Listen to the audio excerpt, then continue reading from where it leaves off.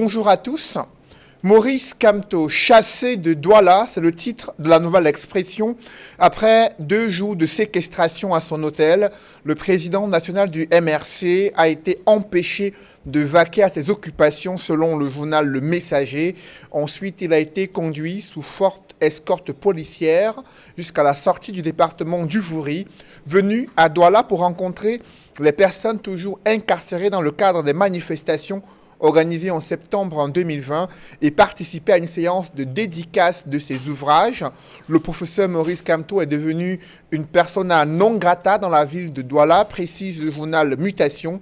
Selon Jeune Afrique, au matin du 1er décembre, un impressionnant dispositif sécuritaire composé de véhicules anti-émeutes, de nombreux policiers et de gendarmes étaient visibles dans le quartier de Bonapriso, devant le restaurant qui devait abriter la dédicace, mais aussi devant l'hôtel où séjournait l'homme politique. Les nombreux désagréments auxquels les populations ont fait face durant ces 2 jours, 1er et 2 décembre, témoignent à suffire du climat permanent de peur dans lequel vit le régime de Yaoundé, selon le président national de l'Alliance des forces progressistes. De l'autre côté, des responsables en charge des questions sécuritaires reprochent à Maurice Kamto d'avoir déclaré la bagarre à la veille de sa dédicace. D'autres autorités administratives ont laissé entendre qu'un meeting non autorisé était dans l'agenda caché de Maurice Kamto entre l'interdiction de la dédicace des ouvrages littéraires et le blocus effectué en plein centre-ville de Douala durant 2 jours. Pourquoi cette violente répression contre un leader politique? Comment expliquer cette injonction faite à un citoyen camerounais de quitter une ville sous forte escorte policière? Qu'est-ce qui explique cette frilosité de certaines autorités? Cette même attitude a été observée quelques jours plus tôt à Yaoundé.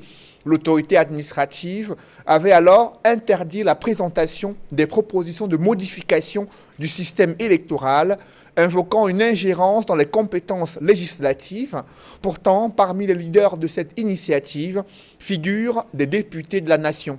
La promptitude avec laquelle le gouvernement brandit la puissance publique pour réprimer des leaders politiques contraste avec sa capacité à construire un complexe sportif à Olembe. Une dizaine d'années après l'annonce du démarrage officiel de ce chantier, les travaux sont loin d'être achevés. Pourtant, le ministre des Sports, Narcisse Mouelekombi, a déclaré que ce complexe sportif, censé être achevé depuis 2019, sera réceptionné le 30 novembre 2021. Ensuite, un glissement de date est survenu pour le 3 décembre, et puis une date ultérieure a été annoncée. Des reportages exclusifs réalisés sur le site montrent que les aspects extérieurs du stade sont loin d'être achevés. D'autres images font état d'un hôtel inachevé, des salles de cinéma toujours en chantier et 0 nouvelle sur les autres composantes de ce complexe sportif. Pour le match d'ouverture de cette CAN, va-t-il se jouer sur ce stade Olembe? Où sont passés les centaines de milliards de francs CFA débloqués pour la construction du complexe sportif? Comment expliquer que près d'une dizaine d'années après, le complexe sportif est loin d'être achevé et les différentes composantes n'ont pas été réalisées jusqu'ici? Ces questions brûlantes d'actualité constituent l'ossature de droit de réponse. Mesdames, Messieurs, bienvenue dans cette émission où le choc des idées fait jaillir la lumière. Pour cette nouvelle édition de droit de réponse, je reçois sur ce plateau André Luther Meka, lui qui est directeur administratif et financier à la faculté des sciences à l'université de Douala, communicant du RDPC, le parti au pouvoir. André Luther, bonjour. Bonjour et bonjour à tous les milliers de téléspectateurs de droit de réponse. Vous allez me permettre de souhaiter joyeux anniversaire à une grande dame d'Afrique et du monde. Madame Chantal Biya a fêté ses 1 an de plus hier. C'est une femme qui nous apporte de la joie et de l'espoir là où il y a parfois de mécontentement. Il a apporté l'enfant là où il y a l'infertilité. Je voudrais m'incliner devant cette grande dame pour dire merci pour tout ce qu'elle fait pour le Cameroun. Merci d'être avec nous, André Luther, sur le plateau de droit de réponse. Dimanche, en face de vous, il est secrétaire national du MRC en charge des affaires juridiques et judiciaires. Maître Roland Duhou est avec nous. Maître Roland Duhou, bonjour. Bonjour M. Noufélé, bonjour à tous mes copanélistes, bonjour aux millions de téléspectateurs d'Equinox TV. mes encouragements et mon soutien renouvelé à nos amis politiques encore détenus arbitrairement et illégalement dans diverses prisons du Cameroun. Je profite de l'occasion pour adresser à la communauté Sawa mes vœux de bon déroulement du Ngondo qui se déroule actuellement. Merci d'être avec nous sur ce plateau, Maître Roland Diouf. Sur le plateau de Droit de Réponse, il est éditorialiste au quotidien La Nouvelle Expression, consultant sur Droit de Réponse. Edmond Kamga est avec nous. Edmond, bonjour. Bonjour Cédric Moufélé, je salue tous les copanélistes. Je renouvelle mes salutations fraternelles, amicales et cordiales aux millions de téléspectateurs fidèles de Droit de Réponse, ainsi que ma sincère affection. Deux autres panélistes sont avec nous ce dimanche. Il est parti de Bafoussam pour nous joindre sur ce plateau à Douala. Maire adjoint à Bafoussam 1er, Maître Lavoisier Tsapi, haut cadre du SDF, est avec nous. Maître Lavoisier Tsapi, bonjour. Bonjour Cédric, bonjour à tous les copanélistes, bonjour à tous les nombreux supporters de Droit de Réponse. Je constate que le Droit de Réponse, malgré la conjoncture que nous vivons dans notre pays, apporte beaucoup de paix dans les cœurs de nombreux Camerounais qui sont appauvris par le système que nous connaissons. Je voudrais dire un bon dimanche à M. Nian Cyril, le maire de la commune de Bafoussam 1er, et ensuite informer les populations de Bafoussam que la CAN qui commence va trouver une ville de Bafoussam complètement métamorphosée. Le maire Nian Cyril a mis sur pied des équipes chargées de nettoyer la ville de Bafoussam quartier par quartier, de la rendre propre, belle jusqu'à Kwekong. Parce que c'est Bafoussam 1er qui accueille la Coupe d'Afrique des Nations, poule de l'Ouest. Les matchs vont se jouer au stade Kwekong, qui est situé dans l'arrondissement de Bafoussam 1er. C'est nous donc qui accueillons cette coupe. Et le maire Nian Cyril a décidé d'en faire son affaire. Et je crois que les nombreux invités, les nombreux étrangers qui vont arriver à Bafoussam seront vraiment contents de trouver une ville complètement métamorphosée grâce à l'action de Nian Cyril qui est soutenue par ses adjoints, par les conseillers municipaux et par les populations de Bafoussam. Le rendez-vous est pris. On parlera aussi de notre stade, en dehors de celui de Kwekong, celui du stade Olembe qui retient l'attention puisque c'est lui qui devrait accueillir le match d'ouverture, mais rien n'est joué jusqu'ici. Et juste à côté de vous, Aristide Mono est avec nous. Aristide, bonjour. Bonjour Cédric, bonjour à tous les co-discutants du jour, bonjour à tous les téléspectateurs.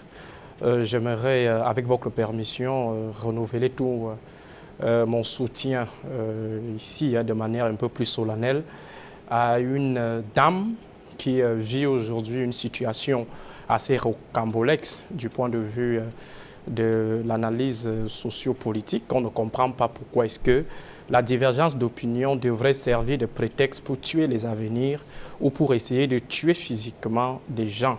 Je parle de Maître Ndoki, qui est aujourd'hui en exil en Côte d'Ivoire. Je ne sais pas ce que cette dame a fait de mal pour qu'elle subisse ce genre de sort. Je ne sais pas quel est le contentieux dont l'issue devrait connaître ce genre de sort. Quelqu'un qui a tout simplement exprimé son opinion, dire par exemple que Paul Biya n'est pas bon, cela ne devrait pas nous exposer à des tentatives de tonton Macoute, c'est-à-dire des éléments qui s'infiltrent pour tuer des individus, pour les éliminer physiquement. On nous dira que c'est le propre de la politique, mais on va également rétorquer à ces personnes que la politique en démocratie, ce n'est pas la politique en principauté. Ceux qui lisent Machiavel et prennent ces principes pour les appliquer en démocratie ne comprennent absolument rien. Ça veut dire qu'ils ne comprennent pas que nous sommes dans deux systèmes politiques différents, sauf à dire que nous sommes en principauté ou nous sommes en royauté. Il faut donc qu'à un moment donné, qu'on soit un peu plus humain, qu'on comprenne que la politique en démocratie, ce n'est pas le cynisme, ce n'est pas la barbarie. Cette dame ne mérite pas le sort qui lui est imposé aujourd'hui. Elle ne mérite pas cette tentative d'assassinat. Elle ne mérite pas ces intimidations qui font aujourd'hui qu'elle pète son travail, qu'elle se retrouve dans une terre qui n'est pas la sienne, qu'elle se retrouve loin de sa famille avec une maman souffrante. Monsieur Luther Meka a parlé tout à l'heure de la première dame qui serait humaniste. J'aimerais avoir, par exemple, son opinion, son appréciation de cette situation. Une jeune dame avocate qui a un avenir assez reluisant, mais pour le simple fait qu'elle ait dit que M. Biya n'est pas bon, ça lui vaut pratiquement tout un acharnement jusqu'aux tentatives d'assassinat. Donc je pense que c'est une mauvaise image, ça relaie une mauvaise impression au niveau de la communauté nationale et internationale. Il ne faut pas qu'on fasse de la politique une activité assez brutale. Après vous, Aristide Monod, vous intervenez sur ce plateau en tant qu'analyste politique. J'aimerais d'entrée de jeu donner la parole à Maître Roland Dioux sur la situation qu'a vécue le professeur Maurice Kamto durant son séjour à Douala. La presse a parlé de séquestration. La Nouvelle Expression estime qu'il a été chassé de la capitale économique.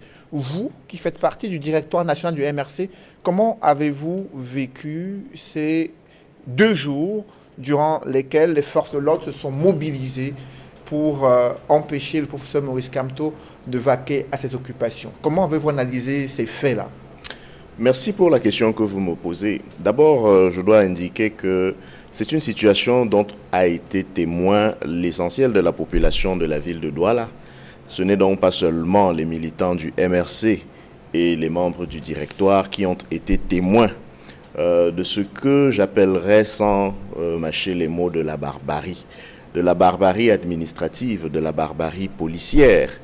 Parce qu'il n'y a rien qui puisse expliquer que l'on décide de qui est-ce qui peut fréquenter la ville de Douala, que l'on décide de qui est-ce qui peut rentrer ou sortir d'un hôtel qui, je dois le rappeler, est un espace privé, en tout cas qui appartient à un propriétaire privé, qui est à des fins professionnelles, à des fins commerciales, qui est ouvert au public pour des besoins de location. Donc, chacun a le droit de s'y rendre, d'y loger, de rendre visite à des personnes qui sont logées sans qu'on lui demande ce qu'il va faire là-bas ou qui est-ce qu'il va rencontrer là-bas. Mais, comme vous avez pu le constater, l'hôtel où était descendu le professeur Maurice Kamto, le président élu, a fait l'objet d'une invasion, carrément, d'une invasion de l'essentiel des forces de maintien de l'ordre du département du Vouri, je dirais même de la région du littoral. On a vu ce qu'on pourrait appeler des patrouilles mixtes, c'est-à-dire qu'on a mobilisé la police et la gendarmerie en quantité industrielle, simplement pour un individu. C'est ce qui est plus ahurissant dans l'histoire. C'est-à-dire que on fait cela pour empêcher à un individu de se mouvoir, d'aller et de venir.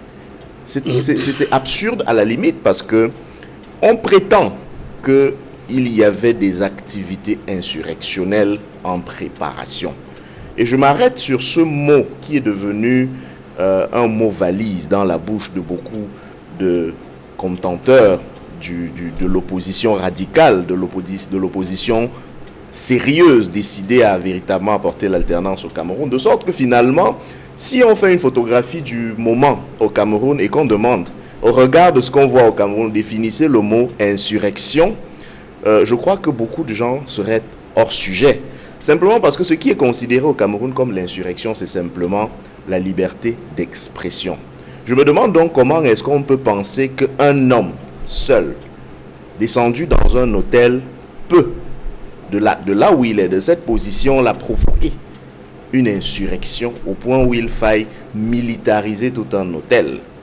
Je rappelle aussi, par ailleurs, que le professeur Maurice Kamto a dû se faire violence. Il a même dû s'auto-censurer. Il a dû s'auto-flageller pour que les activités que l'on pouvait qualifier de politiques et qui se sont déroulées la veille du fameux jour de la dédicace se fassent dans une relative discrétion. Je signale au passage que, alors qu'il avait prévu de rendre une visite humaine, amicale, citoyenne à nos amis politiques injustement arbitrairement et illégalement détenu à la prison de Nebel, il a choisi de le faire dans la plus grande discrétion parce que connaissant l'amour que portent pour lui les populations du Cameroun de manière générale et celles de Douala singulièrement, si on imaginait qu'il était dans la ville ce jour-là, il y aurait probablement, mais certainement eu beaucoup de remue-ménage. Quand il est donc arrivé à l'entrée de la ville de Douala le mardi, il a changé de véhicule, littéralement, pour justement passer incognito. Et heureusement que cela a permis justement que la visite à la prison se fasse dans une relative discrétion.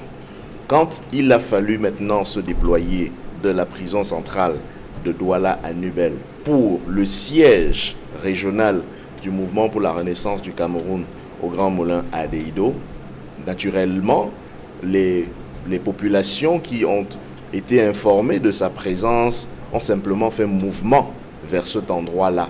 Et comme on le sait, il y a eu une vague de soutien, de manifestations de soutien à l'endroit de celui qui aujourd'hui représente effectivement l'alternative la plus crédible.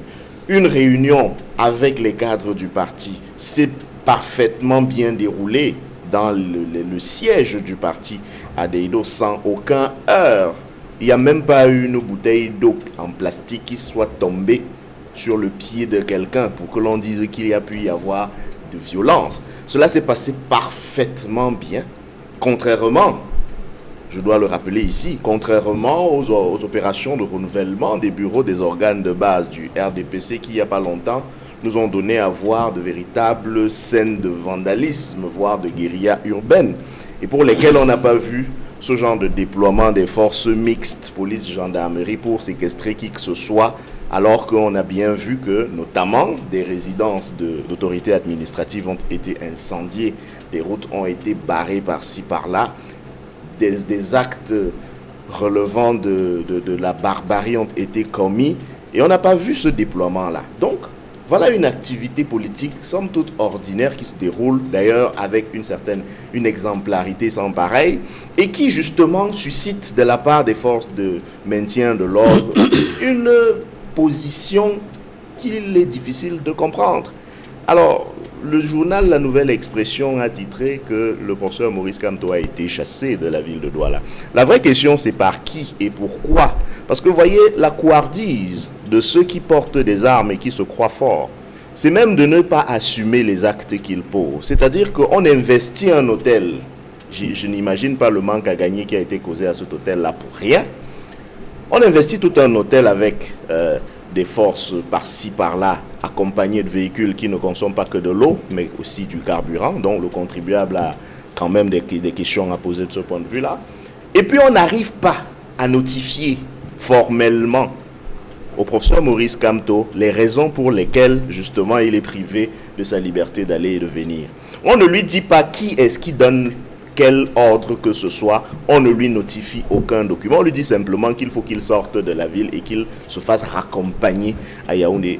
Cela m'a suggéré une réflexion en me demandant s'il y avait déjà eu une déclaration de sécession au Cameroun et dans la ville de Douala en particulier, de sorte que pour qu'un citoyen non résident soit obligé de demander, si ce n'est un laissez-passer, au moins un visa pour séjourner dans la ville de Douala, où la constitution du Cameroun prévoit que chaque citoyen a la liberté d'aller, de venir et de s'établir même. Alors, après ces premières explications que vous venez de donner, Maître Roland Diouf, j'aimerais avoir la réaction d'André Luther Meka, une ville de Douala, un centre-ville paralysé, un acteur politique, universitaire, intellectuel venu dédicacer son livre interdit de sortie de son hôtel pendant plus de 24 heures. Comment expliquez-vous ces événements, André Luther Meka? Je voudrais d'entame dire que je voudrais bien expliquer aux Camerounais ce qui se passe par une allégorie. En fait, c'est l'histoire d'un consommateur qui entre dans un snack avec des amis, qui prend un verre et ceux qui sont dans le snack pensent que c'est un consommateur normal, alors que c'est un dealer de drogue avec des passeurs. Et lorsque la police arrive de façon cagoulée, tout le monde s'en émeut pour dire, mais il consommait tranquillement. Parce qu'effectivement, il ne savait pas que dans ce bar, c'était une opération de dealer, de drogue, et avec ses passeurs. Je vais vous dire quoi? Ce que je veux dire, c'est que M. Maurice Kamto est extrêmement dangereux du fait qu'il donne uniquement des fausses pistes pour pouvoir atteindre un certain nombre d'objectifs. Et le gouvernant n'analyse pas les moyens, il analyse les objectifs. Je vous donne quelques propos de M. Kamto. Ceux qui aiment l'image du Cameroun, s'ils veulent continuer à salir l'image du Cameroun, ils la saliront pour de bon à l'occasion de la Coupe d'Afrique des Nations. Il continue. Je souhaite que tous les prisonniers politiques soient libérés avant la fin de l'année 2021. Je vais vous poser une question simple.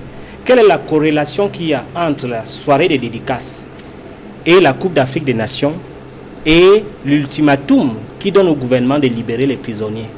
Monsieur Kamto est venu à Douala pour hypothéquer la CAN.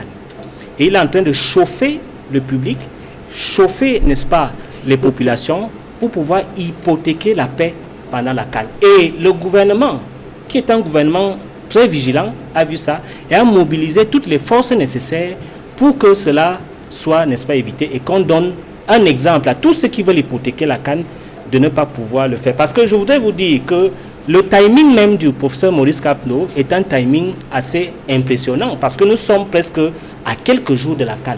Et c'est à ce jour-là qu'il propose, n'est-ce pas, soi-disant dédicace pour pouvoir venir déstabiliser la ville de Douala. Pourquoi la ville de Douala? Effectivement, comme vous le savez, la ville de Douala a toujours été perçue comme une ville de rebelles et dont il pense que c'est son fief, son bastion, et qu'en chauffant, en mobilisant les populations, ils peuvent se soulever pour pouvoir créer le désordre. Et c'est pour ça que les Camerounais ont pu voir avec beaucoup d'attention toute cette mobilisation des forces de l'ordre pour empêcher, non pas ce qu'ils présentent comme prétexte, mais ces objectifs qui sont de pouvoir mettre la ville de Douala à sac pour pouvoir, n'est-ce pas, créer l'émeute.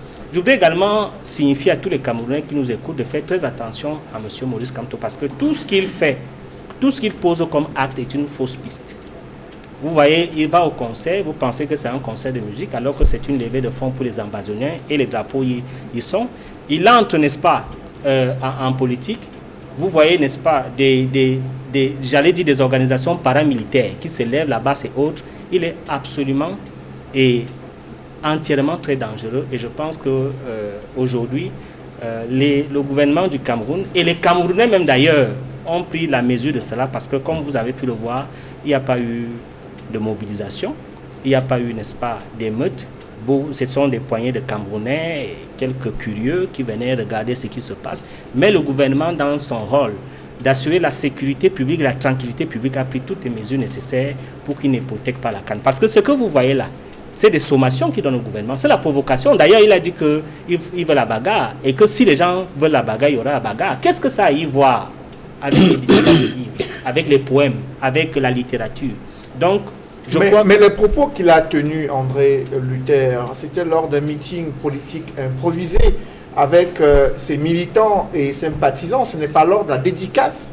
Et le meeting s'est achevé sans que les Camerounais aient eu vent d'une casse ou d'un projet insurrectionnel. Et tout le monde a été surpris de se réveiller un 1er décembre avec un centre-ville complètement quadrillé à la fois par les véhicules anti-émeutes, la police et la gendarmerie, alors que la dédicace en elle-même n'avait pas eu lieu. Et comment expliquer donc cette mobilisation des forces de l'ordre? Pourquoi n'y a-t-il pas eu notification, justement, des accusations? Si le gouvernement en avait des preuves, pourquoi n'avoir pas notifié ces accusations aux concernés et saisir la justice pour qu'elle fasse son travail si jamais il y avait des informations susceptibles de porter atteinte à la sécurité? Alors, vous êtes sur le plan administratif. Moi, je suis pratiquement sur le plan politique. Sur le plan politique, M. Kamto ne faisait pas de dédicaces. M. Kamto faisait de la provocation et chauffait son public pour hypothéquer la CAN. Et j'ai pris le temps de vous le démontrer. D'ailleurs, je pense qu'il a fait une dédicace à Yaoundé. Il n'y a pas eu de problème. Parce qu'effectivement, la ville était contrôlée et il y avait des informations peut-être rassurantes. Mais nous savons qu'à Douala, c'était déjà, n'est-ce pas, de l'échauffement pour mettre la ville de Douala à sac. Et c'est pour ça que les forces de l'ordre se sont mobilisées. Et je voudrais attirer l'attention des Camerounais pour dire que les prises de position et les actes des hommes politiques ne sont pas neutres. Il ne faut pas qu'ils pensent qu'il est venu effectivement pour faire la dédicace. Ça n'a rien à voir, les livres. Ce qu'il est venu faire, c'est effectivement commencer déjà à menacer, à faire des ultimatas au gouvernement pour pouvoir hypothéquer la paix pendant la CAN. Moi, je me suis dit que... Moi, j'étais surpris d'ailleurs de cette sortie parce que nous, on s'attendait à ce qu'il y ait un temps tampon, un temps d'accalmie où on va recevoir des invités qui viendront à travers le monde. Nous avons un événement continental et même planétaire. Les hommes politiques doivent œuvrer pour que nous soyons tous dans la même vision, pour que nous soyons dans la paix, pour que nous puissions recevoir ces invités. Alors, lorsqu'un homme politique commence à chauffer les populations, à pouvoir à faire des provocations, faire des déclarations incendiaires, je crois que l'État du Cameroun doit prendre des mesures pour qu'il y ait... Au point de le déclarer, personne n'a non grata à Douala, c'est sur quelle base juridique André Luther, que les autorités en charge de la sécurité demandent à un citoyen camerounais de quitter son hôtel et de sortir de la ville de Douala, de rentrer sur Yaoundé? Quel est le fond? Sur quelle base juridique, sur quelle base légale un Camerounais peut dire à un autre Camerounais de quitter une ville sous escorte policière et de rentrer dans sa ville de résidence? Quand le contexte menace la stabilité et les intérêts supérieurs de l'État, le texte peut être mis entre parenthèses. Après vous, André Luther, Maître Lavoisier de Sapi, que pensez-vous de ces événements survenus à Douala, 1er et 2 décembre 2021, avec comme blocus du centre-ville de Douala et l'interdiction pour Maurice Kamto de vaquer à ses activités de dédicace de ses ouvrages littéraires? La seule option qui lui a été offerte, c'est de sortir de Douala pour se rendre à Yaoundé. Que pensez-vous des éléments sur lesquels s'appuie le communicant du RDPC pour justifier cette mobilisation des forces de maintien de l'ordre? Je pense que je vais commencer par les propos de mon frère André Luther Meka. Ces propos sont un appel à l'insurrection. Parce que tout ce que vous avez relevé là, vous voulez que les Camerounais se soulèvent, qu'on les massacre, comme ce qui est en train de se passer dans le nord-ouest et le sud-ouest. Ce qui s'est passé à Douala, c'est également une incitation à l'insurrection. Depuis 20 ans, le RDPC incite le peuple au soulèvement. Mais les Camerounais sont patients et ne veulent pas que le sang se verse. Vous faites tout pour que les Camerounais se soulèvent. Parce qu'il ne faut pas seulement voir ce qui s'est passé à Douala, une semaine avant à Bafoussam. Le professeur Maurice Kamto était à Bafoussam. Il est venu à Bafoussam pour réconforter 2 de ses militants qui venaient d'être libérés, entre guillemets, par le tribunal militaire après 10 mois de prison. 10 mois de prison pour une infraction dont la peine la plus lourde, c'est 6 mois. Manifestation illégale. La peine la plus lourde, c'est 6 mois. Ces enfants ont fait 10 mois en prison. Les autres sont encore en prison. Il n'y avait que 2 qui devaient sortir. Le professeur Maurice Kamto est arrivé à Bafoussam. Il est allé à la prison. Il a assisté à la sortie de ses 2 camarades qu'il a réconfortés. Et par la suite, il est allé au siège du MRC à Bafoussam pour dire bonjour à ses camarades du parti. Le sous-préfet de Bafoussam 2 a débarqué. Débarqué pourquoi? Parce que les mototaximans ont reconnu le véhicule du professeur Maurice Kamto dans la ville. Il n'était pas dans son véhicule. À l'entrée de Bafoussam, comme il a fait à Douala, il a changé de véhicule pour passer inaperçu. Il est allé en prison dans le véhicule d'un cadre de son parti, pas dans son propre véhicule. Mais comme les gens ont vu son véhicule passer, la nouvelle est arrivée que le professeur Maurice Kamto est à Bafoussam. De manière spontanée, les gens se sont rendus au siège du MRC. Et le sous-préfet de Bafoussam 2e qui arrive, il trouve les motos taximans qui attendent, ils disent bon, notre président est venu, on va lui dire bonjour avant qu'il rentre. Il monte au siège du MRC, il prend le régional du MRC, le professeur Maurice Kamto, les trois vont dans un bureau. Et le sous-préfet de Bafoussam II intime l'ordre à Maurice Kamto de quitter la ville de Bafoussam sans escorte. Parce qu'il est en train de faire un meeting illégal. Il a dit, je ne suis pas venu pour un meeting. Voilà les enfants que je suis venu accueillir, sont sortis de prison. Et mes cadres du parti ont souhaité que je leur dise bonjour. Je suis venu leur dire bonjour. D'ailleurs, c'est déjà terminé et je suis en train de partir. Le sous-préfet a insisté qu'il parte.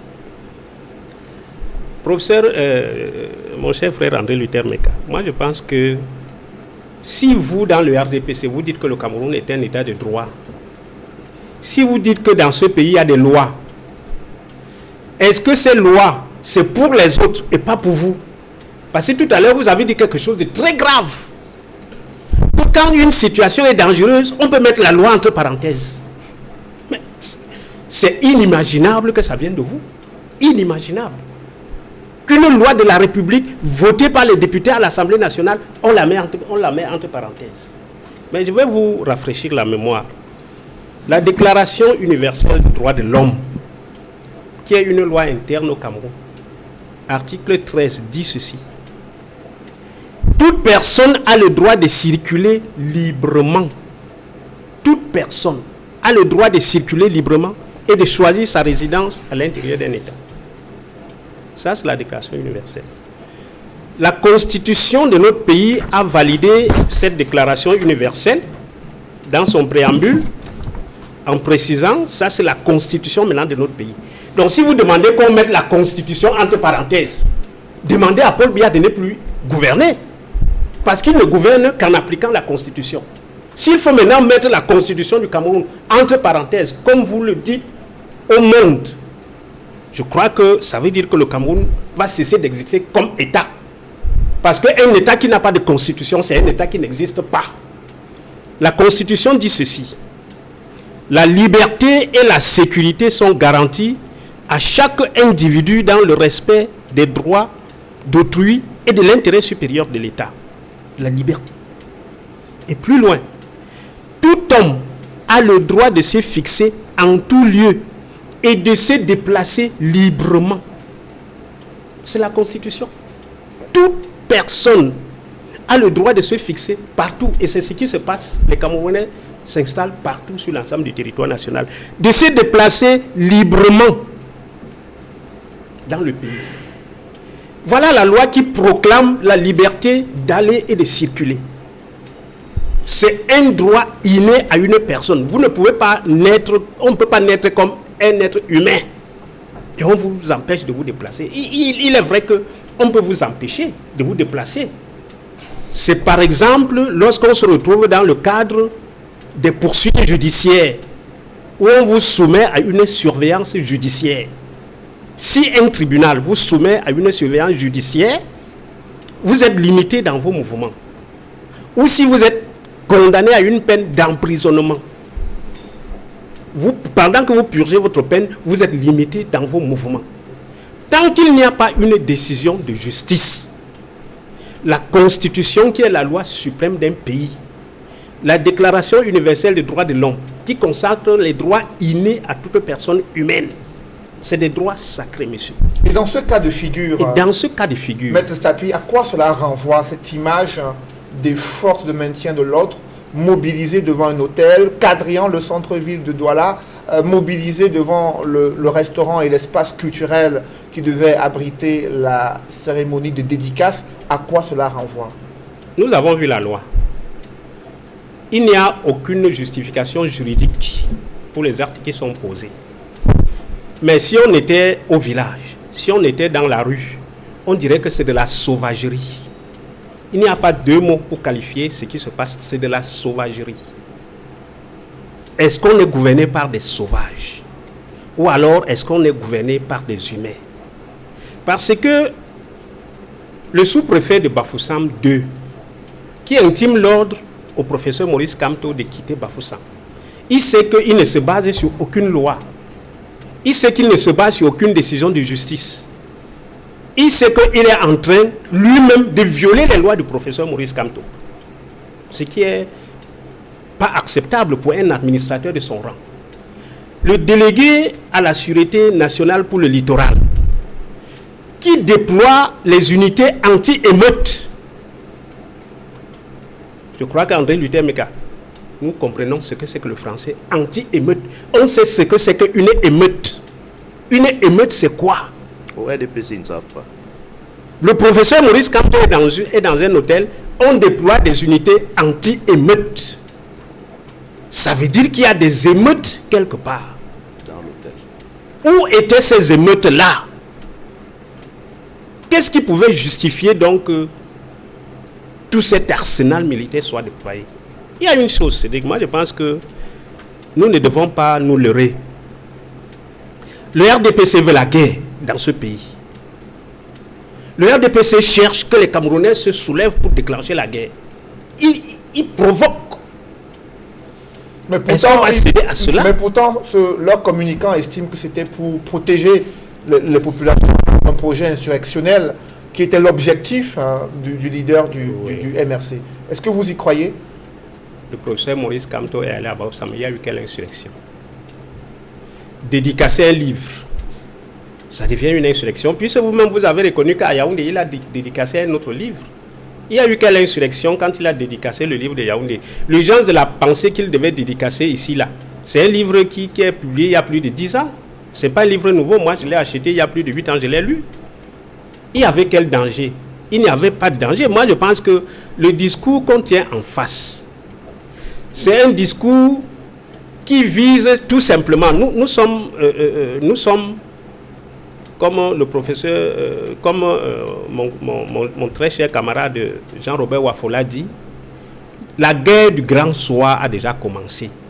C'est-à-dire que ceux qui sont au pouvoir, qui ont massivement détourné, se sont enrichis massivement, qui ont placé les membres de leur famille et de leur tribu partout dans les postes, dans la sécurité, partout dans les administrations publiques, et qui croient que le pouvoir doit leur revenir pour qu'ils continuent à maintenir leurs privilèges et qu'ils continuent à piller le Cameroun comme ils le font maintenant, sont en train de paniquer. Ils paniquent. Pourquoi? Parce qu'il y a des forces qui émergent. Et parmi les forces qui émergent, il y a le professeur Maurice Kamto. On a vu ses résultats lors de la dernière élection présidentielle. Maurice Kamto a balayé Paul Biya à l'ouest. Il a balayé Paul Biya dans le littoral, etc. On ne peut pas compter les régions où Maurice Kamto a balayé Paul Biya. Moi, j'ai les résultats, monsieur. Ne dites pas que c'est faux. Il a balayé Paul Biya dans beaucoup de... On a donc vu qu'il y a une alternance qui peut même se dessiner avec ce propre code électoral que ces gens nous empêchent, que ces gens sont en train de nous empêcher là. Donc, il est aujourd'hui question de bâillonner un leader qui gêne. Moi, je suis de l'opposition. Le professeur Maurice Kamto est de l'opposition. Et je pense que si le SIF et le MRC font fusion, le changement est possible. Pas fusion, s'ils font alliance, s'ils constituent une coalition avec d'autres partis, comme l'UDC, comme l'UPC des fidèles, comme le CPP des Kawala, comme d'autres patriotes, si ces forces coalisent, comme on les a vus avec le code électoral, le RDPC n'a aucun espoir. Et ils se battent pour ça. Donc moi, je pense que les raisons invoquées par M. Albert, M. André Luther Meka, c'est vraiment... C'est parce qu'il fallait dire quelque chose. Alors justement... En dehors, s'il fallait dire quelque chose, s'il ne fallait pas... Il fallait justifier l'injustifiable. Après vous, j'aimerais avoir la réaction d'Edmond Kamdial. La nouvelle expression parle d'un Maurice Kamto chassé de la ville de Douala. Vous avez suivi de près ces événements qui se sont déroulés en plein centre-ville. Vous avez observé les difficultés avec lesquelles les populations ont essayé de se mouvoir dans le centre-ville. Quel regard portez-vous sur ces événements? Qu'est-ce qui explique cette attitude des autorités de la région du littoral concernant le professeur Maurice Kamto? Je nous fais ce qui s'est passé à Douala pendant 36 heures. Ce n'est pas seulement 24 heures. Parce que c'est non seulement toute la journée du 1er décembre, mais le lendemain pendant environ 12 heures. Puisque le cortège quasi-présidentiel s'est déployé autour de 11h30 environ. Donc c'est 36 heures à Douala. La capitale économique de Douala a été paralysée pendant 36 heures. Et le professeur Maurice Kamto, le président national du MRC, citoyen camerounais, je vais davantage parler de Maurice Kamto en tant que citoyen camerounais, en m'appuyant sur la Constitution, a été chassé de la ville de Douala, tout simplement parce qu'il a été contraint de quitter la ville de Douala sans aucun mandat ni titre, de manière illégale, de manière arbitraire. Et pourquoi? Voilà un responsable d'une formation politique qui estime que nous sommes pratiquement vers la fin de l'année et qu'il a encore de nombreux camarades du parti en détention dans les prisons à Douala, à Yaoundé, à Bafoussam et dans d'autres localités du pays. Tous ne sont pas libérés. Et dans le cadre de sa responsabilité et même des autres membres du directoire qui travaillent sur le terrain, d'après nos informations, pour apporter tout le soutien nécessaire, moral, alimentaire, à leurs militants qui sont en détention, le président national de ce parti s'est dit, voici peut-être venu un moment pour que moi-même je me déploie sur le terrain en dehors des autres cadres du parti, qui sont déjà présents aux côtés de ces militants qui souffrent là-bas. Parce qu'il faut dire, ce sont des pères de famille, ce sont des mères de famille qui sont emprisonnés depuis 12 mois, 13 mois, pour la plupart d'entre eux. Et voilà qu'il vient de manière discrète.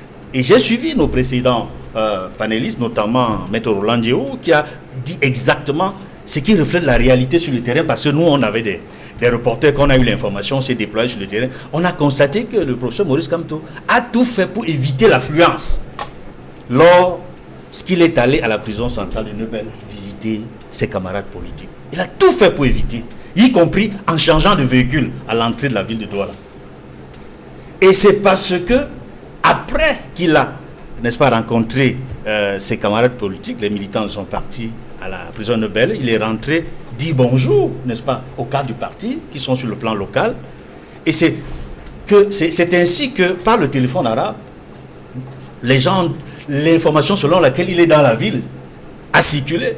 Et on a vu de nombreux militants et sympathisants du dit parti se déployer vers le siège régional du MRC au Grand Moulin, quartier Grand Moulin à Douala. Et comme il ne pouvait pas quitter, n'est-ce pas, cet espace-là, ce cadre de sa formation politique, sans dire bonjour à ses sympathisants et militants qui étaient face au siège, c'est ainsi qu'il a communiqué avec eux. Et vous avez très bien dit, en parlant d'un meeting improvisé. Parce qu'en réalité, c'était dans le cadre des échanges conviviaux. Il arrive dans une ville, des gens sont venus lui dire bonjour. Il répond par une réaction improvisée pour leur dire bonjour, je suis ici, je suis venu rendre visite aux militants qui sont en détention. Mais le plus important, c'est quoi? C'est ce qui s'est passé par la suite.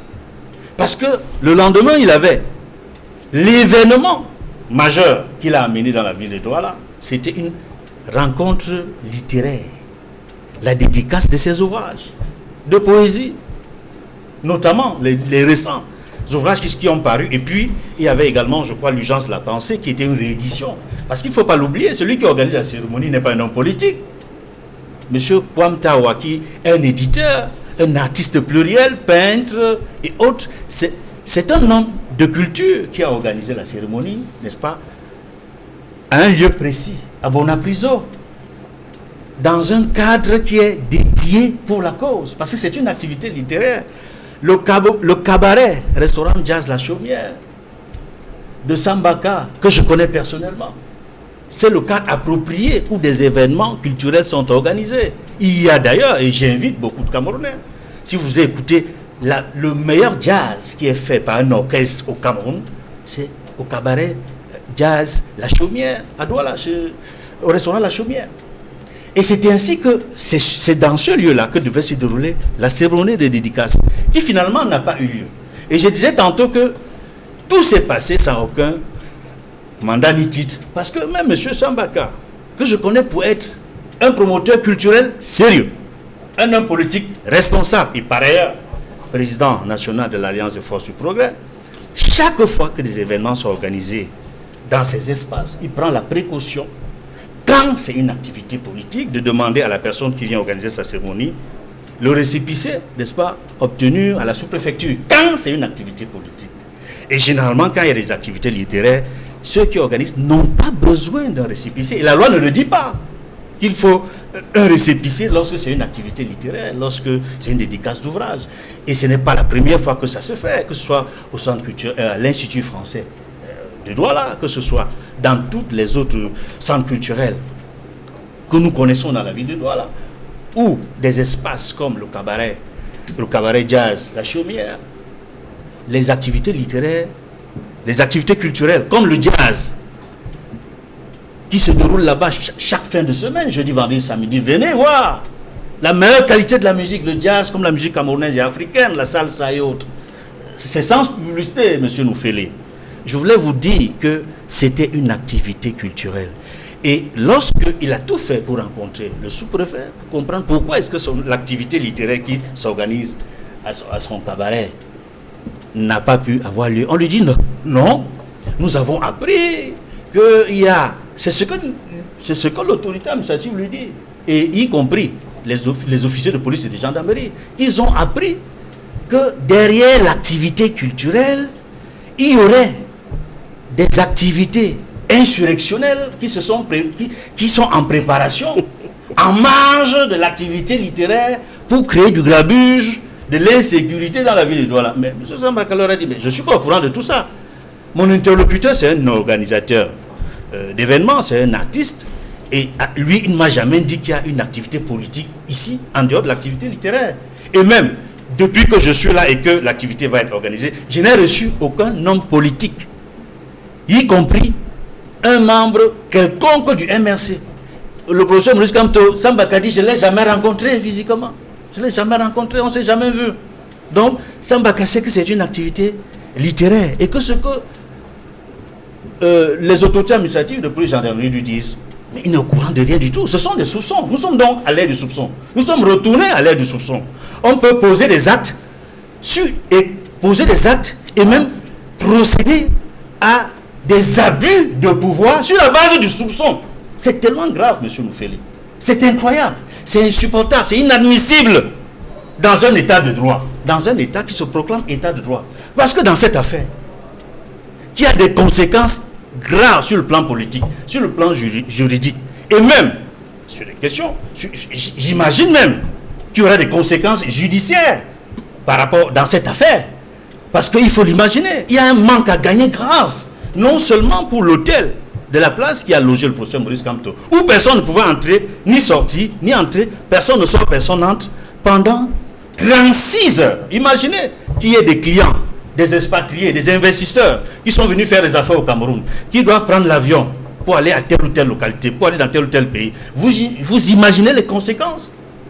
Non seulement pour l'hôtel, mais même pour leurs clients, s'ils décident de porter plainte contre les autorités qui les ont empêchés d'aller et de venir librement dans cet espace hôtelier. Et même pour le cabaret jazz, la chaumière de Sambaka, il a la liberté de porter plainte pour ce qui est arrivé, parce que c'est un espace où chaque midi les gens viennent manger.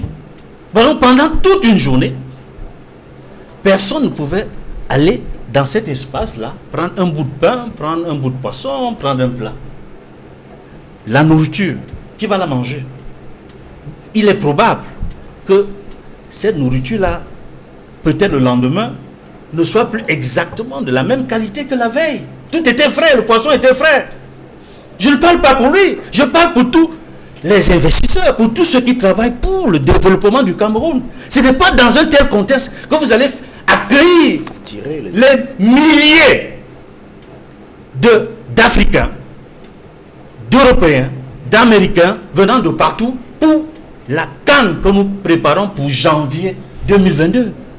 C'est le monde entier qui nous écoute. Est-ce dans un tel contexte que nous voulons organiser la CAN? Pour décourager tous ceux qui vont venir au Cameroun comme touristes au-delà de la participation à la CAN. Donc les conséquences sont graves sur le plan économique et financier, sur le plan touristique. Je dis même sur le plan politique et sur le plan judiciaire. Et j'ai évoqué les possibilités de plainte de l'hôtel, de ce cabaret-bar. Et même Maurice Kamto peut porter plainte lui aussi. Parce qu'on l'a empêché d'aller et de venir sans aucun mandat ni titre. Et ça me permet de compléter ce qui a été dit tout à l'heure par les précédents copanélistes, Maître Roland Dioui et Maître Tsapi, je reviens sur la Constitution pour compléter, pas pour redire ce qu'il a dit. Parce qu'il faut le dire dans le préambule de la Constitution, qui fait partie intégrante du droit positif camerounais. Le préambule dit que le peuple camerounais réaffirme son attachement aux libertés fondamentales inscrites dans la Déclaration universelle des droits de l'homme, la Charte des Nations Unies, la Charte africaine des droits de l'homme et des peuples, et toutes les conventions internationales irrelatives notifiées. Et quand on dit les conventions internationales irrelatives notifiées, je pense à deux textes importants. La Charte africaine de la démocratie, des élections et de la gouvernance. Et surtout également le pacte international relatif aux droits civils et politiques, qui ont des dispositions fondamentales qui font en sorte que ce qui s'est passé il y a quelques jours dans un état de droit est inimaginable. Et je vais citer quelques principes à la suite de ce qui a déjà été dit, qui figurent dans le préambule de la Constitution du Cameroun. Tous les hommes sont égaux en droit et en devoir. Et ce qui s'est passé l'autre jour montre que tous les Camerounais ne sont pas égaux en droit et en devoir. Il y a un autre principe qui dit: la liberté et la sécurité sont garanties à chaque individu dans le respect des droits d'autrui et de l'intérêt supérieur de l'État. Ça a été évoqué. Ainsi que ce principe que je vais rappeler: tout homme a le droit de se fixer en tout lieu et de se déplacer librement, sous réserve des prescriptions légales relatives à l'ordre, à la sécurité et à la tranquillité publique. Très bien. Et j'insiste, j'ai tenu à le dire parce qu'il n'y a eu aucun mandat ni titre. C'est bien de le mentionner. Je le rappelle, sous réserve des prescriptions légales relatives à l'ordre, à la sécurité et à la tranquillité publique, pour que ce principe soit validé totalement et que ceux qui ont séquestré le professeur Kamto aient raison, il aurait fallu qu'il soit notifié. Il n'a jamais été notifié de quoi que ce soit. Sambaka n'a jamais été notifié de quoi que ce soit. On lui dit tout simplement: monsieur Sambaka, votre événement est interdit. Mais donnez-nous donc le document qui montre qu'il est interdit. Et sur la base de quoi? Pas sur la base de soupçons. Il y a le comme mandat ni titre, je le rappelle. C'est pour cela que même l'autorité n'a pas pris la peine de démontrer que c'est sous réserve des prescriptions légales relatives à l'ordre, à la sécurité, à la tranquillité publique. Il y a également un principe qui dit: nul ne peut être contraint de faire ce que la loi n'ordonne pas. Parce que ce qui s'est passé, ces 36 heures à Douala, montre qu'on a contraint le professeur Maurice Kamto à faire ce que la loi n'ordonne pas. Tout simplement. Nul ne peut être poursuivi, arrêté ou détenu que dans les cas et selon les formes déterminées par la loi. Nul ne peut être inquiété en raison de ses origines, de ses opinions ou croyances religieuses, philosophiques ou politiques, sous réserve de l'ordre public et des bonnes mœurs. Je lis la totalité parce qu'à aucun moment les autorités qui ont eu à discuter avec les avocats du professeur Kamto ne leur ont démontré qu'il y avait des réserves en matière d'ordre public ou de bonnes mœurs, sans mandat ni titre, sans aucune notification. Faisons donc attention. Après vous, Edmond Kamdia, Aristide Mono, selon le communicant du RDPC, ce sont les propos du professeur Maurice Kamto tenus lors de cette rencontre avec ses partisans, ses militants qui ont mis en alerte les autorités administratives, à lesquelles ont déployé les forces de maintien de l'ordre, notamment des propos sur la situation de ses camarades politiques toujours en détention, arrêtés depuis septembre 2020, là où il parle de la bagarre si jamais on cherchait les militants du MRC, là où il parle de ceux qui salissent l'image du Cameroun en raison de la gestion scandaleuse de la CAN. Est-ce que cela justifie ce blocus et cette séquestration et surtout cette injonction de quitter la capitale économique? Monsieur Ségric Noufélé, je commencerai par un exemple simple. Est-ce qu'une star devrait par exemple payer le prix de sa popularité? Si par exemple Messi, le joueur, arrive au niveau de Ndokoti et que par hasard on essaye de l'identifier comme tel et qu'il y ait mobilisation autour de sa personne, est-ce qu'à ce moment précis on devrait reprocher à Messi de n'avoir pas déclaré par exemple sa présence qui graine les foules à l'autorité administrative? Et si par hasard Messi prononce quelques mots à l'endroit de ses fans qui s'entassent autour de sa modeste personne? Est-ce qu'à ce moment précis, on parlera d'une autorisation, de l'acquisition d'une autorisation préalable de monsieur le sous-préfet? Donc, pour dire tout simplement pour le cas de Maurice Kamto que là, il est en train de payer le prix de sa popularité dans ce qu'on peut considérer comme l'un de ses grands fiefs. On ne peut donc pas faire porter au professeur Maurice Kamto le fardeau de sa popularité.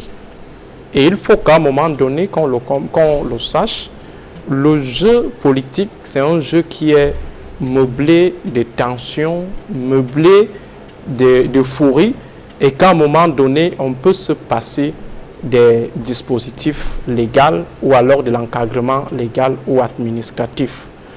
Maintenant, si on ne peut pas reprocher à Messi ou à Samuel Eto'o le fait d'avoir mobilisé des personnes dans un village alors qu'il était de passage, on peut chercher les motivations ailleurs. Et les motivations sont à chercher dans la nature du système politique qui nous dirige. Et il faut inscrire forcément ce qui arrive au professeur Maurice Kamto dans une certaine continuité historique. C'est-à-dire que ce n'est pas aujourd'hui que ce type de réaction est engagé contre l'opposition.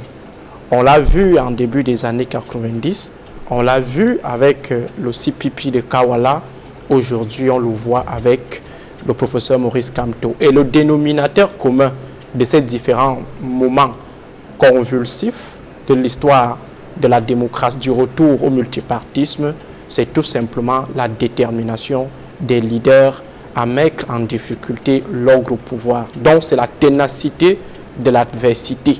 C'est ça en fait le problème.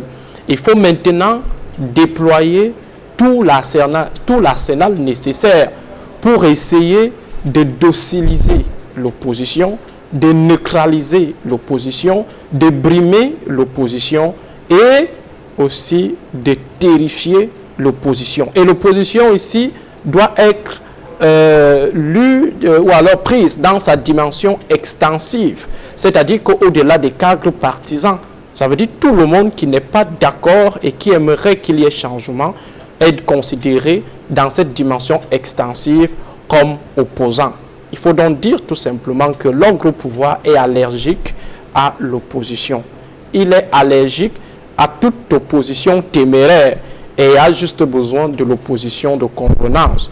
L'opposition qui permet tout simplement de démontrer à la communauté internationale que nous sommes dans un système pluraliste. Or, au fond, nous sommes dans un système qui est un système crypto-autoritaire, pour reprendre les termes de quelqu'un qui n'est plus du camp du changement aujourd'hui. Donc, tout ce qu'on a vu, on a observé ici à Douala, c'est en fait la continuité de cette allergie à chaque fois qu'il y a eu une certaine opposition téméraire. Et ce qui fait mal dans cette histoire, c'est qu'il y a la mobilisation des instruments de l'État. C'est pourquoi parfois on a toujours l'impression que le RDPC ou l'ogre hégémonique au pouvoir est un ogre qui est pratiquement un ogre d'État, un ogre supra-État à un moment donné. Pour revenir au cas du RDPC, un parti État, un parti d'État et un parti supra-État. On a d'ailleurs un exemple qui nous a été révélé par Madame Célestine Ketchak-Cortez, qui nous a fait comprendre qu'on peut envoyer des demandes d'explication, qu'une présidente de sous-section peut, une présidente de section peut envoyer des demandes d'explication à une autorité administrative. Ce n'est plus une question de concubinage comme on le voyait à l'époque. Aujourd'hui, on a une question de domination, d'inféodation de l'État à la rationalité d'un ogre privé qui est le RDPC. On utilise donc les ressources de l'État, les médias, et dans le cas du professeur Maurice Kamto, c'est la force publique, c'est la force administrative qui est instrumentalisée par un ogre privé à qui nous avons donné d'une manière ou d'une autre les destinées de notre nation et qui abuse d'une manière flagrante de ces différentes ressources pour continuer à se perpétuer. Mais ce qu'on doit savoir dans ce genre de jeu assez difficile, à ce genre de jeu assez imprudent, c'est qu'il y a ce qu'on appelle toujours la dialectique du bourreau et de la victime. La dialectique du bourreau et de la victime veut que, à chaque fois que les victimes se sentent assez acculées et qu'à un moment donné, ces victimes finissent par inverser la température, forcément, il y a ce qu'on appelle la revanche, il y a parfois la vengeance, le règlement de compte. Et je pense qu'aujourd'hui, voilà ce qu'on est en train de vouloir projeter sur la nation camerounaise, une nation de règlement de compte. Parce que les actes qui sont posés, ce sont des actes, ma foi, qui défient toute humanité. Ce sont des actes qui défient tout bon sens. On ne sait pas pourquoi est-ce qu'on devrait être si peureux, si poltron face à quelqu'un, ma foi, qui ne totalise pas, selon leur dire, une force assez importante, que ce soit du point de vue de l'occupation des postes institutionnels, que ce soit du point de vue du déploiement extra-institutionnel. Alors, comment se fait-il donc qu'on se retrouve toujours avec une telle frilosité? Pour ce qui est de l'image, il me semble que les propos du professeur Maurice Kamto s'affirment tout simplement, pas comme un ultimatum, mais tout simplement une alerte. C'est-à-dire que nous avons à abriter une compétition internationale, les étrangers et les caméras seront chez nous. Faisons donc des efforts pour ne pas ouvrir un autre front. Nous avons une image déjà assez délabrée. Vous avez des scandales de la Covid, les scandales de la CAN, vous avez les emprisonnements arbitraire, vous avez la crise du Nozo dont les différentes victimes continuent à projeter la puanteur du côté de la partie francophone. On fait des efforts de mettre des cache-nez, mais la puanteur, elle est toujours vive. Il faut que nous fassions donc extrêmement attention. Et cela démontre il y a également autre chose à retenir, Monsieur Cédric Noufélé, c'est que nous avons affaire à un ogre hégémonique qui est prêt à tout. Parce que cette frilosité trahit une certaine détermination jusqu'au boutiste à bâillonner tout ce qui peut s'affirmer comme alternative ou alternance. Ça signifie tout simplement que le moment venu, on parle du grand soir, on voit beaucoup plus des interactions assez tendues entre des éléments internes du système, mais pour ce qui est des éléments internes face aux éléments externes, c'est-à-dire les insiders face aux outsiders, peut-être le peuple, peut-être les partis politiques, je vous assure, l'ogre pouvoir utilisera tous les moyens possibles pour continuer, pour sauver ce qui est sauvable, y compris les tueries, y compris la mobilisation des forces de défense, des forces de maintien de l'ordre pour tuer. Donc, ceux qui pensent que le grand soir ou alors l'alternance passera peut-être comme du voir bébé, que cela se passera d'une manière pacifique, non, il ne faut pas qu'on se leurre. La dynamique qui a été tracée, la trajectoire qui a été tracée par l'ogre pouvoir malgré l'institution de la démocratie, malgré le pluralisme, malgré l'ouverture engagée en 1992, en 90, il faut comprendre que cette dynamique, que ces différentes ouvertures-là ne sont que de façade, qu'il y a encore en bas ou alors couvre sous cette démocratie de façade certains réflexes autoritaristes, certains réflexes dictatoriaux. Donc, forcément, le moment venu, il va falloir peut-être s'adapter à cette nouvelle donne et que les uns et les autres se préparent psychologiquement à cette lutte qui ne sera pas du voir bébé, ça ne sera pas une opération ou alors une cérémonie de voir bébé, ça sera quelque chose de très dur. Parce que la mobilisation des chars anti-émeutes, cette mobilisation n'est pas inopportune. On sait bel et bien que Douala constitue l'épicentre des mobilisations au Cameroun. On sait que ça peut détonner à n'importe quel moment. Alors, il faut préparer des unités qui ne sont pas à ce moment précis au service de l'État, au service du Léviathan, de la superstructure, mais au service d'un ordre qui veut se reproduire et qui est dans cette dynamique de reproduction totale. C'est-à-dire qu'après Biya, il faut qu'on ait toujours Biya. Et on a vu à chaque fois qu'il y a eu un mouvement difficile à Douala, cette instrumentalisation des moyens de l'État pour détruire les Camerounais. On a vu les Camerounais coincés en 2008 au niveau du pont sur le Vouri. Il y a certains dont les corps n'ont pas pu être extraits. Jusqu'à ce jour, on ne sait pas s'ils ont eu à se sauver ou alors ils sont aujourd'hui engloutis dans ces eaux. Il faut que nous fassions donc extrêmement attention. Et c'est lui qui gâte actuellement l'image. C'est lui qui lance l'alerte en vous disant nous avons la CAN, libérer les enfants parce que les puanteurs vont nous retrouver dans les hôtels. Finissons avec la guerre du Nozo, sinon on va se retrouver avec ces puanteurs ici. Ce n'est pas cette personne qui veut gâter l'image, cette personne en train de lancer l'alerte. Ceux qui veulent plutôt finir avec l'image du Cameroun, c'est ceux qui veulent faire des efforts d'utiliser des déodorants et des parfums pas du tout adaptés pour pouvoir masquer l'odeur qui sort de tout ce qu'ils ont déjà eu à poser comme acte putréfiant. Après vous, Aristide Mono, André Luther, comment réagissez-vous face à cette dénonciation d'instrumentalisation de la puissance publique pour empêcher des leaders politiques de l'opposition de vaquer à leurs occupations? Sur le fond de ces propos, le professeur Maurice Kamto, selon Aristide Mono, voulait interpeller le gouvernement sur l'urgence de libérer ses camarades politiques afin que tout le monde puisse apprécier la belle fête du football africain avec ce rendez-vous de la CAN prévu au Cameroun. Que répondez-vous? Je voudrais que vous me donnez le temps pour que je puisse mieux expliquer et pour répondre au politologue du MRC. Je voudrais dire qu'il faudrait qu'on s'accorde sur un certain nombre de concepts. Je voudrais énoncer 3 concepts pour bien expliquer la petite sorcellerie du MRC. Premièrement, il y a le contexte, il y a le prétexte et il y a l'objet. Le contexte aujourd'hui, c'est un contexte de CAN où nous avons besoin de paix, où il faut absolument que nous ayons la même vision, qu'il y ait une synergie d'action pour que nous puissions accueillir les étrangers.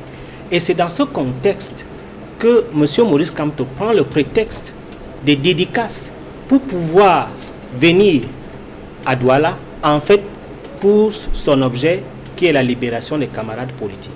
Alors, M. Kamgiala a dit tout à l'heure que, voyant la fin d'année arriver, le président du MSC a bien voulu se déployer pour venir à Douala, demander à ce que ses camarades politiques soient libérés. Il a avoué.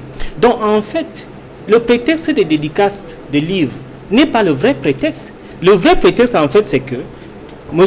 Maurice Kamto, voyant que ses camarades politiques sont en prison et voyant qu'il y a un contexte propice de chantage politique de la CAN, voudrait mettre la pression pour pouvoir faire en sorte que ses camarades politiques soient libérés. Et pour cela, la ville de Douala est propice du fait que c'est une ville parfois taxée de rebelles, c'est une ville qui est mobilisable en termes de sympathisants et de partisans pour pouvoir faire ce chantage au gouvernement. Et c'est pour ça que j'aimerais que le peuple camerounais qui nous regarde essaie de comprendre un peu la pierre d'achoppement, parce que les hommes politiques ont ceci de particulier qu'ils donnent des fausses pistes. C'est-à-dire, ils vous font croire que c'était vraiment de la littérature, c'était de l'art, un penseur, alors que ce monsieur est venu chauffer la population, il est venu mobiliser pour pouvoir faire peser une épée de Damoclès sur la CAN. C'est ce que je voulais dire aux Camerounais. Et je voulais également dire que, parlant effectivement du manifeste latent, la Chaumière, qui est un cabaret bar, qui joue du bon jazz et qui reçoit beaucoup de Camerounais, n'a pas reçu effectivement l'objet de la dédicace. C'était un monsieur tout à fait banal qui arrivait, qui voulait présenter, n'est-ce pas, une soirée culturelle. Et par la suite, on a compris que c'est un acte politique, parce que quand un homme politique dédicace un livre politique, c'est un acte politique. Et je crois que la Chaumière s'est déclinée de ses responsabilités par rapport, n'est-ce pas, à cette tromperie de marchandises qui s'est passé à la Chaumière. Donc, c'est pour inviter les Camerounais à dire que nous sommes dans des moments les plus fastes, parce que nous attendons un événement planétaire, un événement continental. Et cet événement continental ne fait pas beaucoup de fierté à d'autres personnes. Et pour cela, ils sont en train de mettre des architectures de chaos pour pouvoir hypothéquer la paix de la CAN. C'est le MRC qui veut la guerre, parce que ce n'était pas le moment propice pour pouvoir faire en sorte que les populations se mobilisent, qu'il y ait des guerres politiques, qu'il y ait des revendications.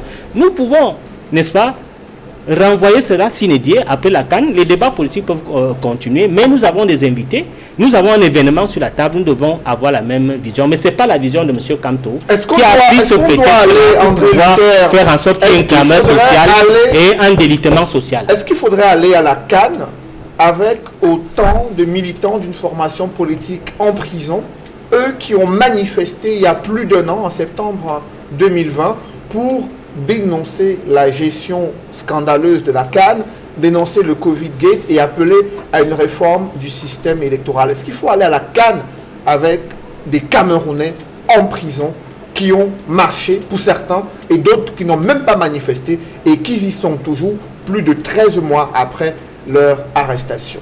Alors, dès lors que j'ai déjà dévoilé l'objet de cette agitation politique, nous revenons sur l'essentiel, c'est-à-dire le prétexte de M. Kamto et son objectif de faire en sorte de faire une pression sur le gouvernement pour libérer ses amis politiques. Moi, je dis, lorsque on bafoue la loi, lorsqu'on bafoue les textes et lorsqu'un entrepreneur politique vous amène vers le chaos, il faudra assumer. La justice camerounaise est indépendante, elle va juger et ceux qui, notamment, peuvent être libérés par le fait qu'ils n'ont rien fait, seront libérés, mais ceux qui ont, n'est-ce pas, des griefs, doivent répondre devant la justice. C'est une affaire de justice, c'est pas un chantage politique qu'on doit faire au gouvernement, ce n'est pas pour prendre les prétextes des dédicaces, les prétextes de littérature ou du contexte de la CAN qu'on va faire une sorte de paix de Damoclès sur le pays pour qu'on puisse les libérer sans qu'ils soient jugés. Parce qu'il est important aujourd'hui que les Camerounais sachent que chaque acte que vous posez, si cet acte est hors la loi, si cet acte enfreint la loi, vous devez répondre devant la justice. Et je l'ai toujours dit, chaque fois que vous prenez des positions, il faut assumer. Voilà un monsieur, un homme politique qui a amené des jeunes dans des opérations foireuses, dans l'insurrection.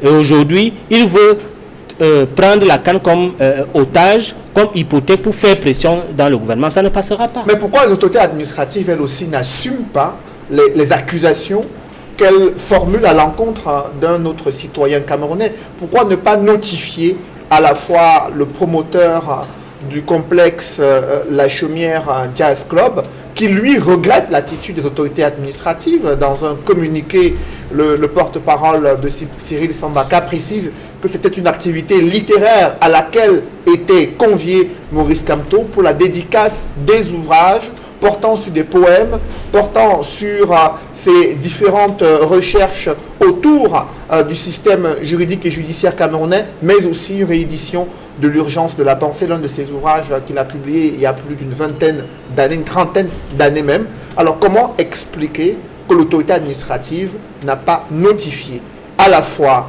La Chaumière, mais également Maurice Kamto de ce qu'il était interdit de dédicace de son ouvrage et interdit d'être dans la capitale économique? Ce que je voudrais d'abord vous dire, c'est que nous n'avons pas lu les mêmes communiqués. Parce que moi, j'ai lu un communiqué qui essaie d'expliquer que le monsieur qui est venu prendre La Chaumière était un monsieur tout à fait banal. C'était un opérateur économique, un homme de lettres qui voulait faire une dédicace et que le propriétaire de La Chaumière n'était pas au courant que c'est une activité politique. Ça, c'est ce que j'ai pu entendre entre les lignes.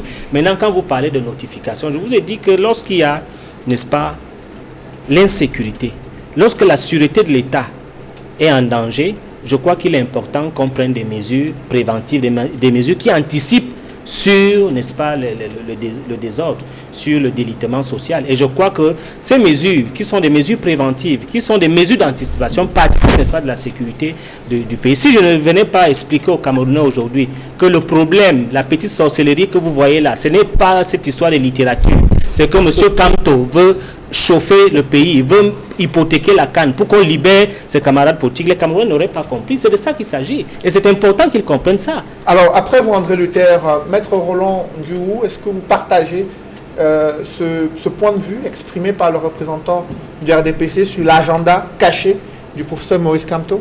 Alors, je vais commencer par vous inviter à poser le regard comme moi sur la qualité du représentant du RDPC sur ce plateau. Je dois, à mon corps défendant, rappeler que c'est un haut cadre de l'administration camerounaise. Et je crois que quand on est directeur des affaires administratives et financières à l'université, on est un haut cadre de l'administration universitaire, dont on est, entre guillemets, un intellectuel tout au moins. Et c'est un intellectuel camerounais, parlant pour le compte du RDPC, qui atteint les sommets, je vais rester poli, de l'esbrouf. C'est un intellectuel camerounais parlant pour le compte du rassemblement des brûleurs de ce pays qui atteint les sommets de la mythomanie. Je crois que leur parti est un parti de mythomanes et de mythocrates. D'abord, je commence par revenir sur deux illustrations de cette mythocratie endémique que j'ai cru entendre. Alors, le RDPC, et M. Meka l'illustre parfaitement, est dans la théorie du miroir. C'est-à-dire que ce qu'ils pensent d'eux-mêmes, ils le projettent allègrement sur les autres. Ils disent du MRC que nous nourrissons un projet insurrectionnel. Précisément parce que depuis, j'emprunte là la formule à François Mitterrand, depuis l'arrivée au pouvoir de son champion, ils sont dans le coup d'état permanent, ce qui est à proprement parler une insurrection. Et donc, nous vivons dans un état d'insurrection permanent. Sauf que dans la bouche d'un communicant du RDPC, c'est une situation que l'on devrait accepter comme étant normale.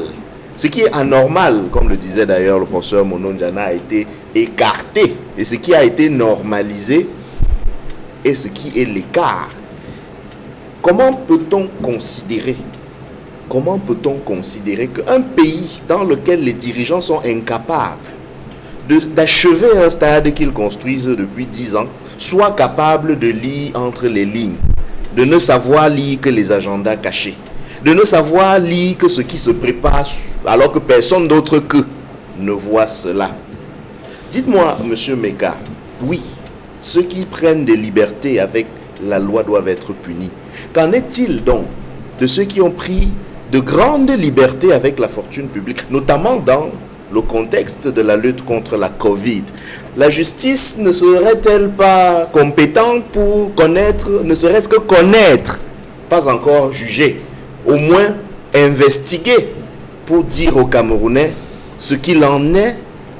Ce que vous dites être justement dans les liens de la justice et devant répondre sont là depuis bientôt 14 mois.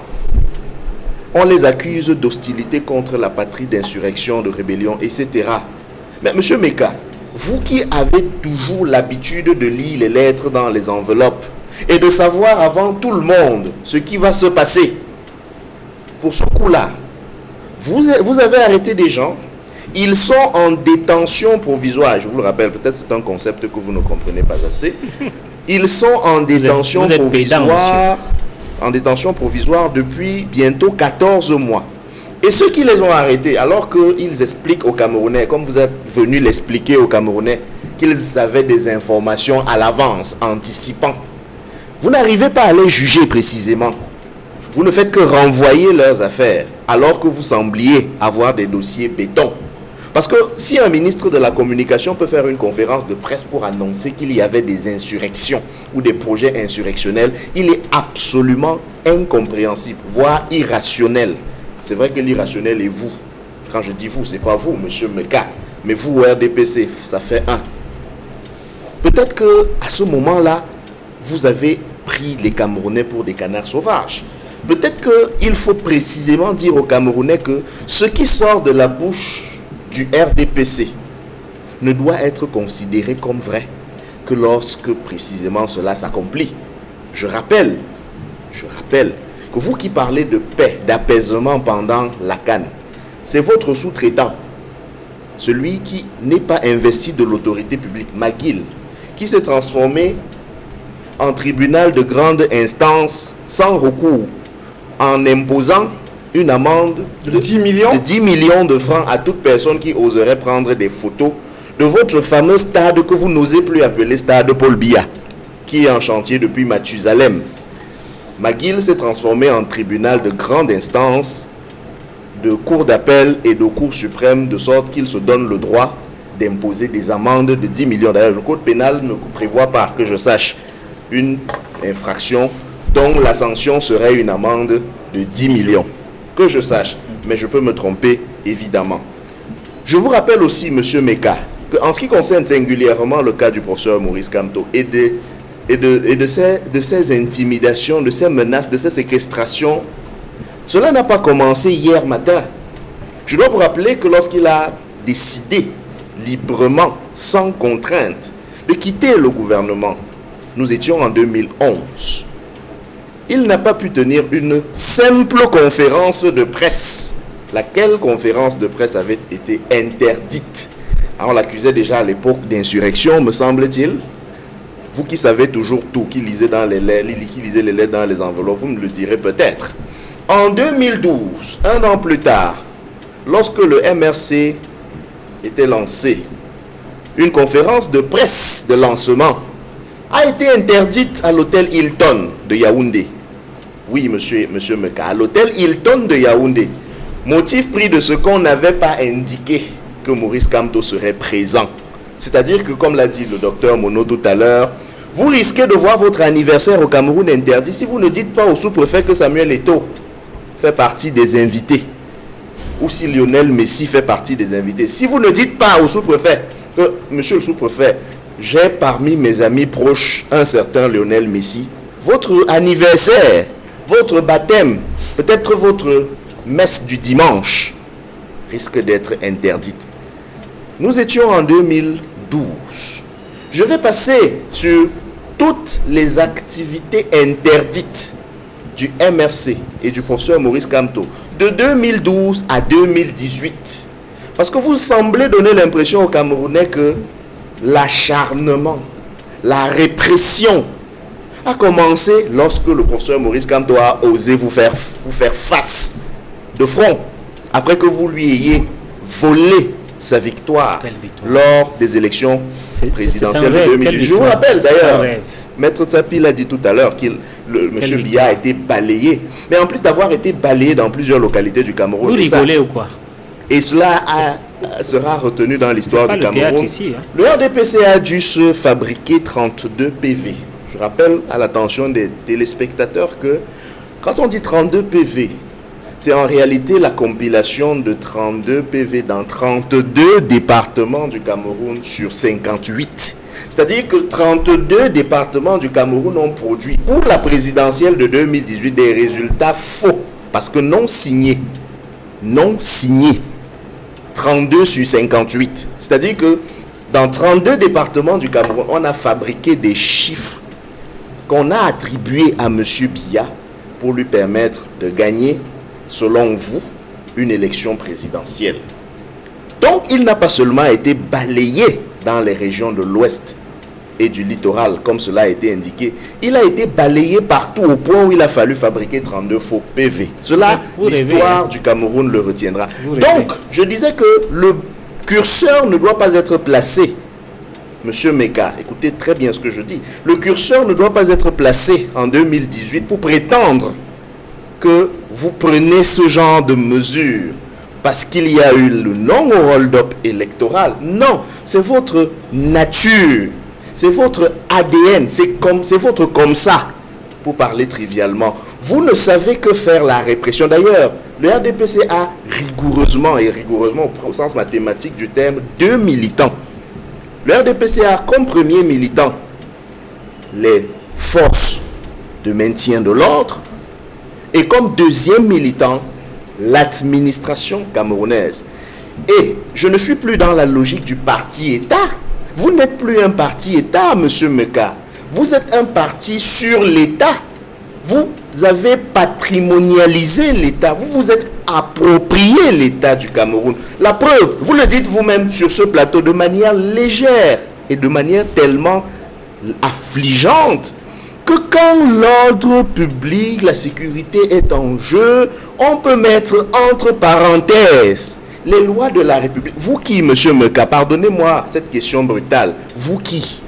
Vous êtes qui pour prétendre mettre les lois des Camerounais entre parenthèses? Simplement parce que ça vous arrange, vous, au RDPC, parce que vous avez votre définition à vous de l'ordre public, qui n'est d'ailleurs pas l'ordre public, mais l'ordre établi. Vous ne défendez pas la République, monsieur Meka. Vous défendez le régime.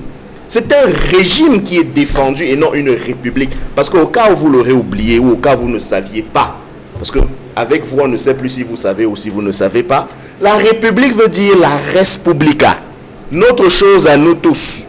Alors, au nom de quoi est-ce que vous pouvez prétendre parler au nom de notre chose à nous tous en les termes que vous utilisez?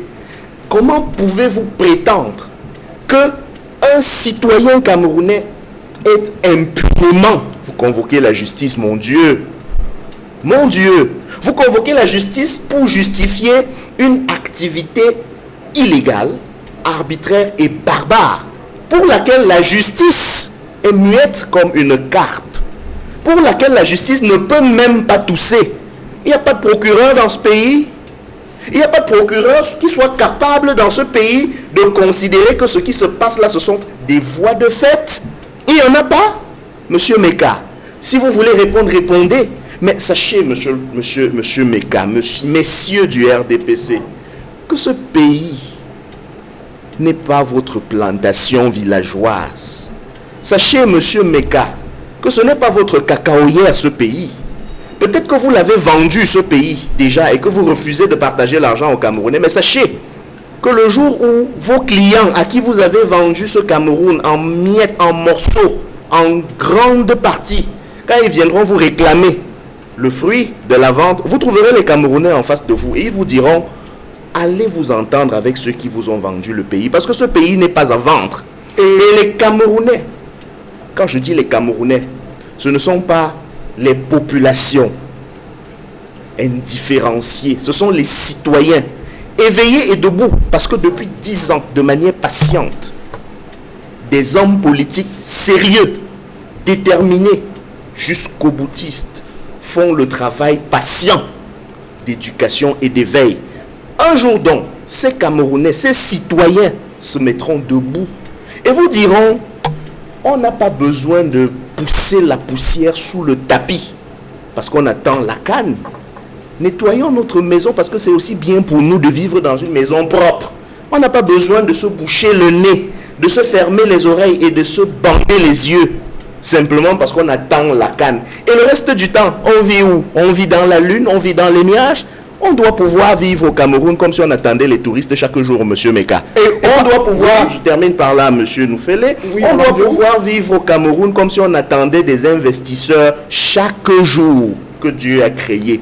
Et vous, du RDPC, vous nous dites, à nous les citoyens, que nous devons seulement vivre comme des humains normaux lorsque vous voudrez bien terminer les infrastructures que vous vous êtes engagé à construire vous-même il y a bientôt plus de 10 ans pour que les étrangers puissent visiter le Cameroun. Cela ne se passera pas comme ça, monsieur Meka, je peux vous le garantir. Alors, parlant de cette canne, justement, nous avons Aristide Mono qui vient de Yaoundé. Il y a ce complexe sportif d'Olembe qui était censé être achevé depuis 2018-2019 pour la première date de la CAN édition 2019 qui a glissé en janvier 2021 et ensuite à cause du Covid reporté en janvier 2022. Pour autant, le stade Olembe et ses différentes composantes sont loin d'être achevés. Des Camerounais s'y sont rendus après les reportages exclusifs d'Equinox dévoilant à quel point les autorités n'avaient pas respecté les engagements. Et il y a eu cette mention de l'entrepreneur qui interdit désormais la prise des photos sous peine de confiscation des appareils, de photographie et des amendes records. Comment, vous qui venez de Yaoundé, comment appréciez-vous ce chantier, ce projet qui date d'une dizaine d'années et qui n'est pas achevé jusqu'aujourd'hui malgré les engagements pris par le gouvernement? Cédric Noufele, avant de répondre directement à votre question, j'aimerais rappeler à M.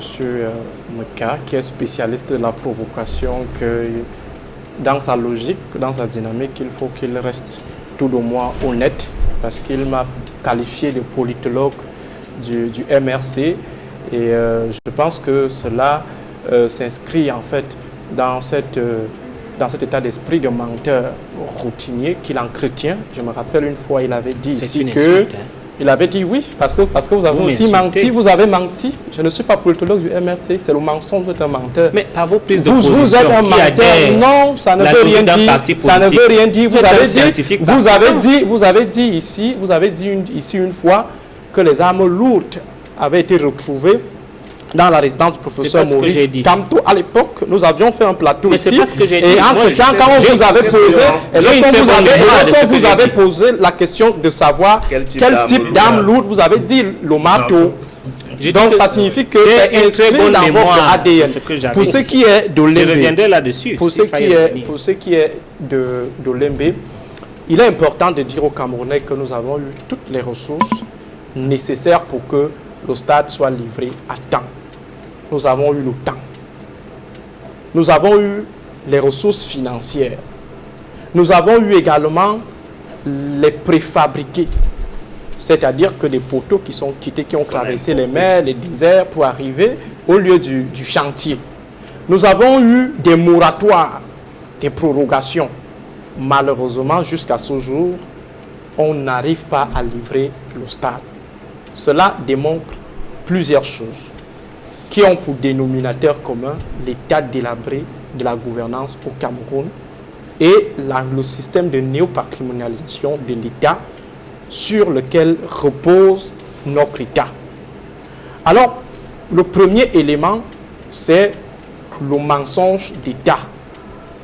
On peut énoncer tout un panel de mensonges produits autour de la livraison de ce stade. Je ne vais pas citer les sorties de M. Issa Chiroma Bakari. Je ne vais pas citer les sorties de M. Félix Ozogo. Je ne vais pas citer les sorties de M. Pierre Ismaël Bidongpat. Je ne vais pas revenir sur les recros-pédalages du ministre des Sports actuel, M. Moale Kombi, qui a signé une note nous annonçant les recettes techniques, puis la prise de possession du stade dans 3 jours. Le jour dit. Était le 3 décembre. Le jour dit, ce n'est plus le ministre Moale Kombi qui signe le communiqué qui annonce la réception à une date ultérieure. Il passe la patate chaude à une autre personne. C'est de la malice. Donc, il y a ce gros mensonge qui a été démontré et qui fait partie du fondement même ou alors du caractère même de notre État. Deuxième élément, c'est le laxisme. C'est-à-dire qu'on a fait preuve de beaucoup de légèreté dans la gestion de ces infrastructures. Le président de la République lui-même, ayant constaté avec beaucoup de honte le glissement de la CAN pour problème d'infrastructure, n'a pas pris la mesure de la chose. Il n'a pas compris qu'il opérait dans un cercle de menteurs, des personnes qui lui racontaient des choses qui n'avaient rien à voir avec la réalité. Il est resté cantonné dans sa galaxie en observant le Cameroun à partir de cette galaxie. Il n'a pas pris le temps d'aller à Olembe. Olembe, c'est quelques mètres de son domicile. Il y a également la haute corruption qui affecte notre gouvernance. On a eu des situations de surfacturation inexplicables. Le sac de ciment, 16 500, les camions de gravier, 700 000 francs CFA. Mais malgré ces surfacturations, on n'a pas toujours trouvé une issue pour livrer le stade à temps. Dieu seul sait ce que donnera par exemple un audit de la Chambre des comptes. Parce qu'il y a l'audit sur la Covid, mais il faut également un audit sur la CAN. Et je suis convaincu que des gros poissons seront pris dans le sac. Il y a également une dernière chose à observer, à relever, qui fait toujours partie de la nature de notre État. Il y a la grosse manipulation de l'opinion. On a fait des efforts pour discréditer ceux-là qui avaient la vérité, ceux-là qui donnaient de vraies versions. Il y a des gens qui ont eu à décrédibiliser, par exemple, les reportages d'Equinox Télévision sous prétexte que cette télé bosse pour la déstabilisation du Cameroun. Mais aujourd'hui, on se rend compte que ce sont ceux-là qui ont peur aujourd'hui des caméras, qui ont peur des photographes. Ils disent désormais qu'il faut créer des nouvelles lois ad hoc avec des amendes ad hoc qui relèvent tout simplement de l'imagination de ceux-là qui pensent que le Cameroun est une affaire familiale ou une affaire privée. Donc, au regard de ces 4 éléments que je venais de relever, on peut dire tout simplement que le fiasco d'Olembe est à l'image du fiasco camerounais, c'est-à-dire le fiasco de l'État du Cameroun. Cette incapacité à pouvoir répondre aux attentes des Camerounais, cette incapacité à tenir dans le temps, on nous parle de la progressivité éternitaire qui est le propre en fait du temps présidentiel, le président de la République qui gère comme s'il était éternel.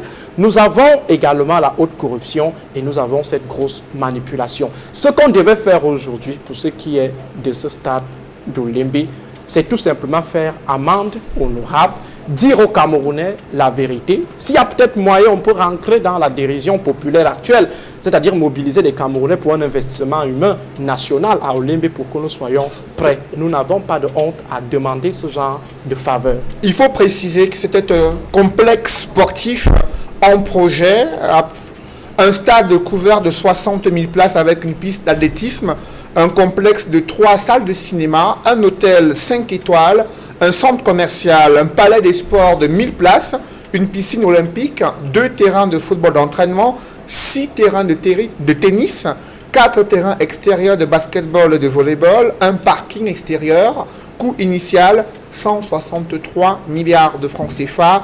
Le délai contractuel de ce complexe sportif était de 30 mois. Il était censé démarrer dès janvier 2016 pour être achevé en 2018. Edmond Kambia, complexe sportif d'Olembe qui devait être achevé depuis 2018. Il y a même eu de multiples reports avec des promesses de le réaliser en 2019 malgré le report de la CAN pour 2021. Nous sommes en fin 2021. Le stade est certes construit. Les aspects extérieurs et les autres composantes de ce complexe sportif sont quasi inexistants. Comment expliquez-vous cette gestion de la CAN avec un regard particulier sur le complexe sportif d'Olembe?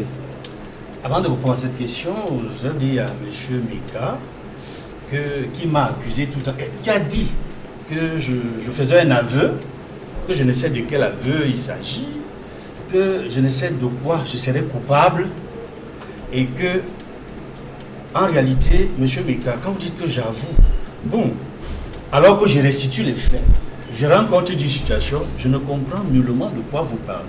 Mais je voudrais également dire à M. Meka de faire très attention.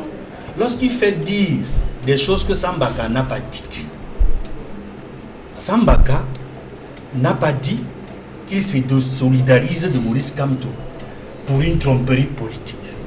Il n'a pas dit qu'il décline tout ce qu'il a entendu au sujet de ce qui se passerait, de ce que l'autorité administrative dit, entendre par rapport à des insurrections, à des projets insurrectionnels éventuels. Vous êtes le porte-parole du président Sambaka. J'ai discuté avec M. Sambaka. Vous êtes le porte-parole de M. En tant que journaliste, moi, je n'ai pas discuté, mais j'ai lu un communiqué. La ville de Douala était paralysée. J'ai appelé M. Sambaka. J'ai dit, qu'est-ce qui se passe? Moi, j'ai lu un communiqué. Et vous savez les seuls. Au-delà du communiqué, j'ai discuté avec M. Sambaka qui m'écoute, j'imagine tout de suite, en ce moment, au moment où je vous parle. Il va donc nous clarifier la situation. Il n'a jamais dit. Il est le seul à pouvoir clarifier cette situation. L'activité qui est organisée au cabaret Jazz, la Chaumière, était une activité politique. Il a dit que c'est une activité culturelle. Et son cadre est approprié. Et ce n'est pas la première fois qu'il organise des cérémonies de type culturel ou littéraire au cabinet La Chaumière. Non, j'aimerais que vous Je n'ai pas terminé, monsieur. J'aimerais que vous m'ôtez d'un doute. Vous lui avez fait dire ce qu'il n'a pas dit. J'aimerais que vous m'ôtez d'un doute. Ça veut dire quoi? Il est entré en contact avec le MLC pour... Non, il n'a jamais rencontré le MLC. Il y a eu tromperie sur la marchandise. Il n'a jamais rencontré le MLC pour cette activité. Il y a eu tromperie. Il a rencontré un éditeur avec qui il s'est entendu pour ça a toujours été la cérémonie des dédicaces du professeur. Lorsqu'on allait louer Buka Voyage, c'était un monsieur assez banal qui parlait d'un voyage. Je vous en prie, avançons pour permettre aux téléspectateurs de suivre Edmond Kambia. Oui, tout à fait. On ne va pas s'appesantir sur des détails qui, au lieu de... Ce ne sont pas des détails, c'est très important. Non, mais puisque vous lui avez dit ce qu'il n'a pas dit. Non, ce que je veux dire aux Camerounais, c'est quoi? C'est que le monsieur qui est venu prendre la salle n'avait rien à voir avec des activités politiques d'une dédicace d'un livre politique. Puisque l'activité était Et c'est le même procédé que le MSC adopte toujours, même quand il partait louer Bouka Voyage pour aller à Bolova, c'était toujours un monsieur banal. On ne leur a pas dit que c'est pour transporter des militants politiques pour aller faire un meeting politique. C'est pour ça que je déclare qu'il est important qu'on dise la vérité, l'objet même. Il faut dire. L'objet littéraire, c'est la dédicace d'un ouvrage. De plusieurs ouvrages. Il ne faut pas vous cacher. Vous arrivez, vous dites que c'est le MSC qui veut faire, le président du MSC veut faire des cas de dire sur l'unique la pensée. C'est le professeur Maurice Kamto en tant qu'écrivain, en tant que poète. C'est ça l'objet. C'est connu. Je ne vais pas insister davantage. C'est sur invitation, M. Meka. Ce n'est même pas ouvert au public, c'est sur invitation. Il y a 300 places et on n'entre pas au restaurant Cabaret. Il y a eu un insurgent, un monsieur assez banal est allé prendre Je vous en prie, une réservation. On n'a pas dit que c'est le MSC, le président du MSC. André Luther et Roland, je vous en prie. Avançons, Edmond Kamgia.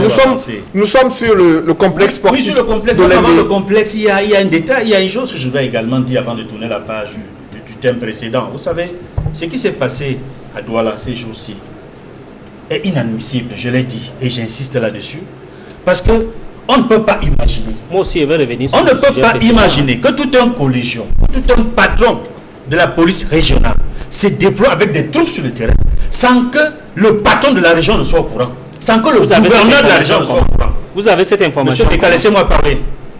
Vous avez cette information? Laissez-moi parler, monsieur Meka. Vous avez un texte qui le prouve? Parce que ceux qui ont acheté un texte, je dis, vous cherchez le texte maintenant, il n'est pas possible. Il est opposé il est inimaginable maintenant que des autorités de police et de gendarmerie de haut rang dans une région c'est faux. C'est faux. C'est faux, monsieur, c'est faux. C'est pas possible dans ce pays. Ce n'est pas possible. C'est une interrogation. Non, c'est pas possible. Justement, je pose une interrogation. Non, ce n'est pas possible, c'est faux. Je vous dis que c'est faux. Et c'est d'autant inimaginable. Vous qui, monsieur Meka? Que je dis. Moi, je dis c'est faux parce que je connais l'administration. C'est impossible. Qui se sont déplacés c'est une impossibilité. En violation vous êtes de la Constitution de Jupiter. En violation de la loi. C'est impossible dans l'administration. C'est impossible ce qu'il dit. Je vous en prie, monsieur. Edmond Kamgia a la parole. Le gouverneur ne soit au courant. Edmond Kamgia a la parole. Vous allez réagir après. Edmond a la parole. Edmond, allez-y. C'est un questionnement. Parce que je trouve que ce n'est pas mais il faut dire aux Camerounais, c'est un que vous vous interrogez, vous posez la question. On a vu réagir le gouverneur de la région sur cette question. À aucun moment, on a vu des autorités de police et de gendarmerie sur le terrain qui sont déployés avec des troupes. Et nous voulons tout simplement dire une chose. La roue tourne. La roue tourne. Et nous avons les exemples même du Gabon et de la Côte d'Ivoire. Même pour vous, vous-même, la roue tourne. Pas seulement pour les autres. La roue tourne pour tout le monde. Je vous en prie. Il fait des menaces à qui? Permettez qu'il termine. Vous allez réagir après. Vous faites des menaces à tout un gouvernement. Lui qui? Permettez des menaces. La roue tourne même pour vous. Qui suis-je, monsieur Meka, pour menacer tout un gouverneur, pour menacer les autorités de police gendarmerie? La roue tourne pour qui? Je suis un simple citoyen. Mais vous n'allez pas venir à la télévision pour menacer les gens. Je ne menace personne. Non, monsieur Meka veut vous dire. André Luther, je vous en prie, permettez à Edmond d'aller jusqu'au bout de ses propos, tout comme il respecte votre temps de parole et vous pourrez réagir après. Edmond Kamgia a la parole, mesdames et messieurs. En espérant que M. Meka ne va plus intervenir, empêcher aux téléspectateurs de nous écouter dans la sérénité et la tranquillité. Vous avez la parole, Edmond. Je voudrais dire que au Gabon, je vais être très rapide, au Gabon, à l'époque du père Omar Bongo, on avait un ministre de l'Intérieur qui s'appelait Mba Obama, qui était exceptionnellement répressif. C'est-à-dire que c'était un des piliers du régime qui amenait la vie dure à l'opposition, et notamment à l'époque du père Mba Abessol, du Mourana Bucheron, quand il était dans l'opposition. Ce n'était pas facile pour l'opposition de s'exprimer dans le champ politique. Plus tard, quand le père Omar Bongo, enfin, je l'appelle père par sympathie pour le rôle qu'il a joué au Gabon et même dans la sous-région. Quand il est décédé, on a vu toute l'agitation politique au niveau du PDG du Parti démocratique du Gabon, parce que certains caciques n'étaient pas d'accord pour que Ali Bongo prenne le relais de son père. Mais c'est lui qui a été choisi par le parti de PDG pour être le candidat du parti au pouvoir. Alors Mba Obama, ancien ministre de l'Intérieur, s'est retrouvé dans l'opposition. Et il y a eu des élections présidentielles pour lesquelles il était candidat. Et à la fin, il a décrié un hold-up électoral.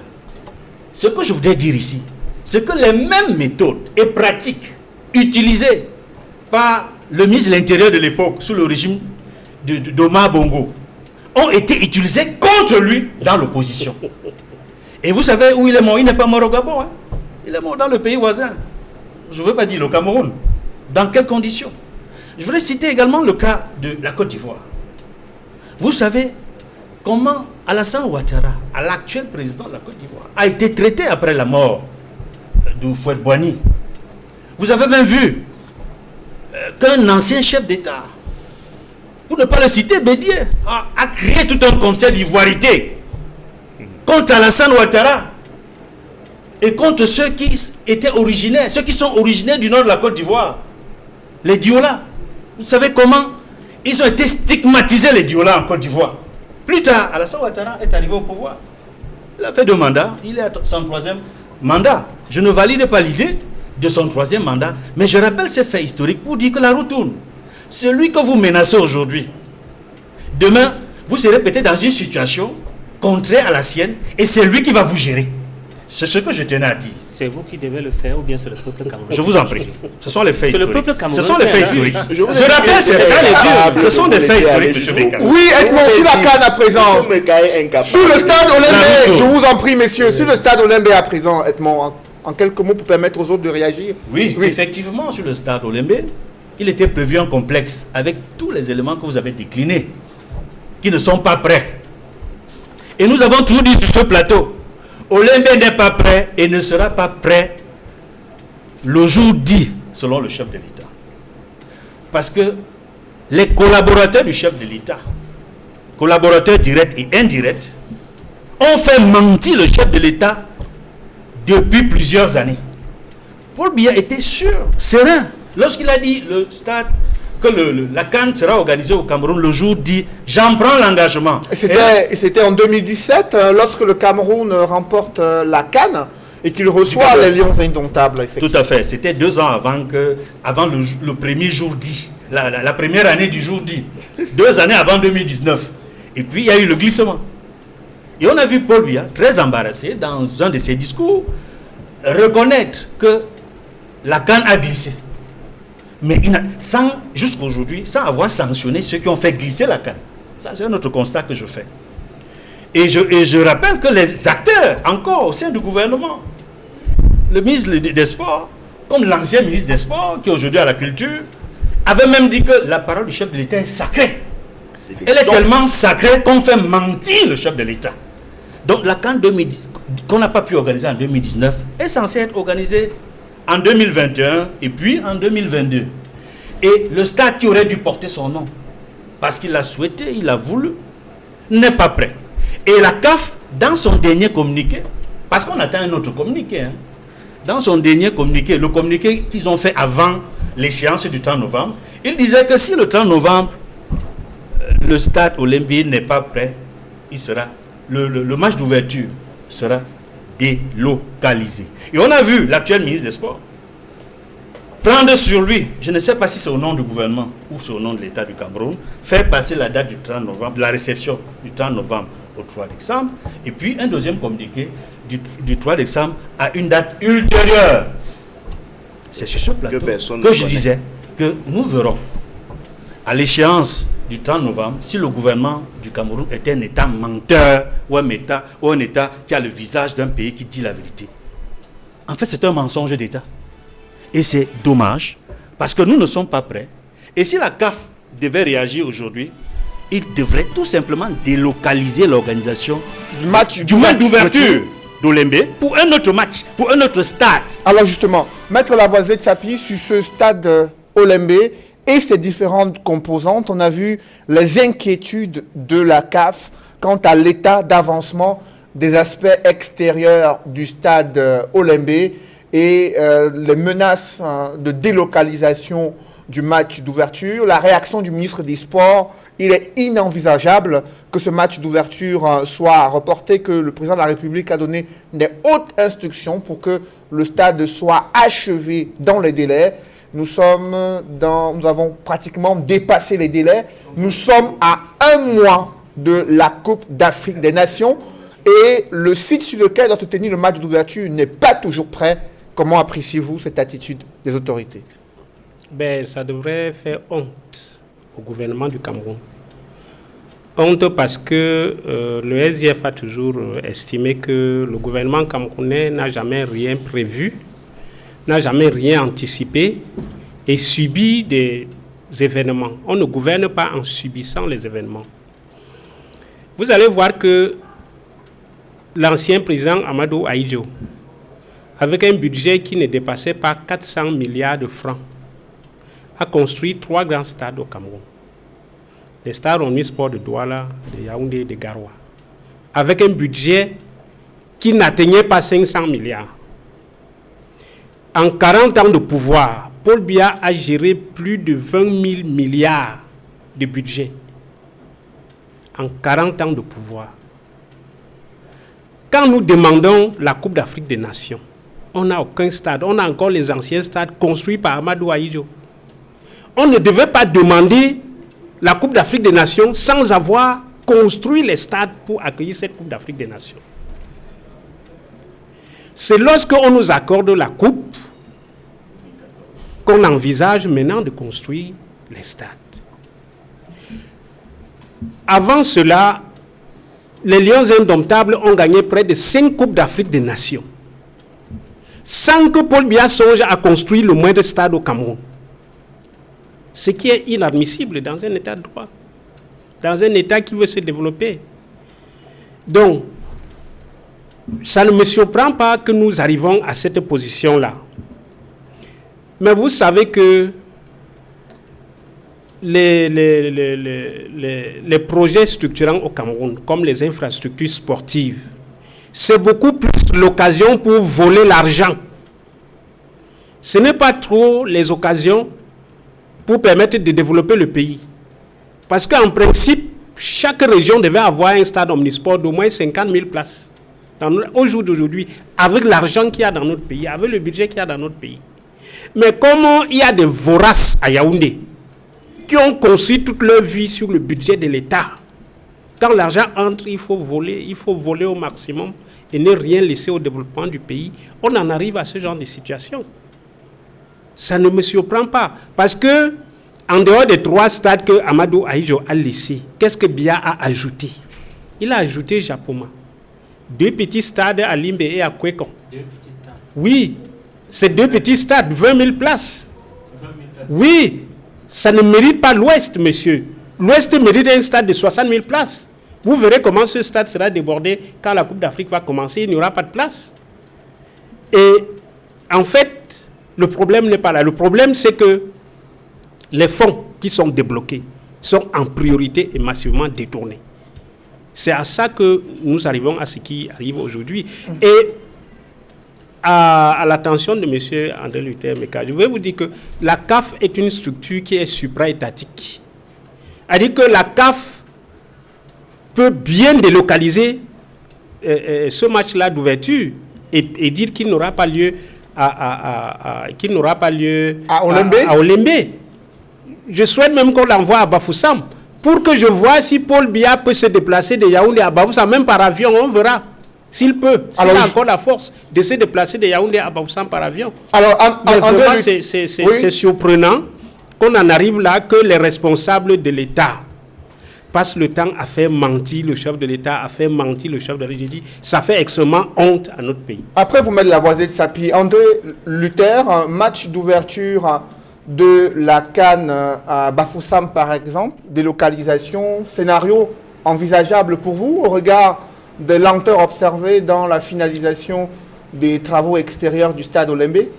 Je voudrais d'abord revenir sur ce que M. le maire a dit par rapport à la comparaison qu'il faisait entre le budget d'Ahidjo et le budget du président Paul Biya. J'aimerais dire que c'est le président Paul Biya qui a porté le développement au Cameroun. Je peux vous lister tous les barrages qu'il a construits, les stades, le pont du Vouri, la centrale à gaz et plusieurs projets qui ont permis, n'est-ce pas, au Cameroun d'émerger. J'aimerais vous prendre en flagrant délit, n'est-ce pas, de mauvaise foi pour vous dire qu'il est important quand même de dire que beaucoup de choses ont été faites, même si je consens que beaucoup de choses aussi restent à faire. Ce n'est pas parfait. Le président lui-même dit qu'il y a des choses à faire et le gouvernement est là-dessus pour pouvoir apporter ce développement-là. En ce qui concerne le stade, pour qu'on revienne aux choses sérieuses, je crois qu'il est important de situer, n'est-ce pas, les problèmes de ce stade-là.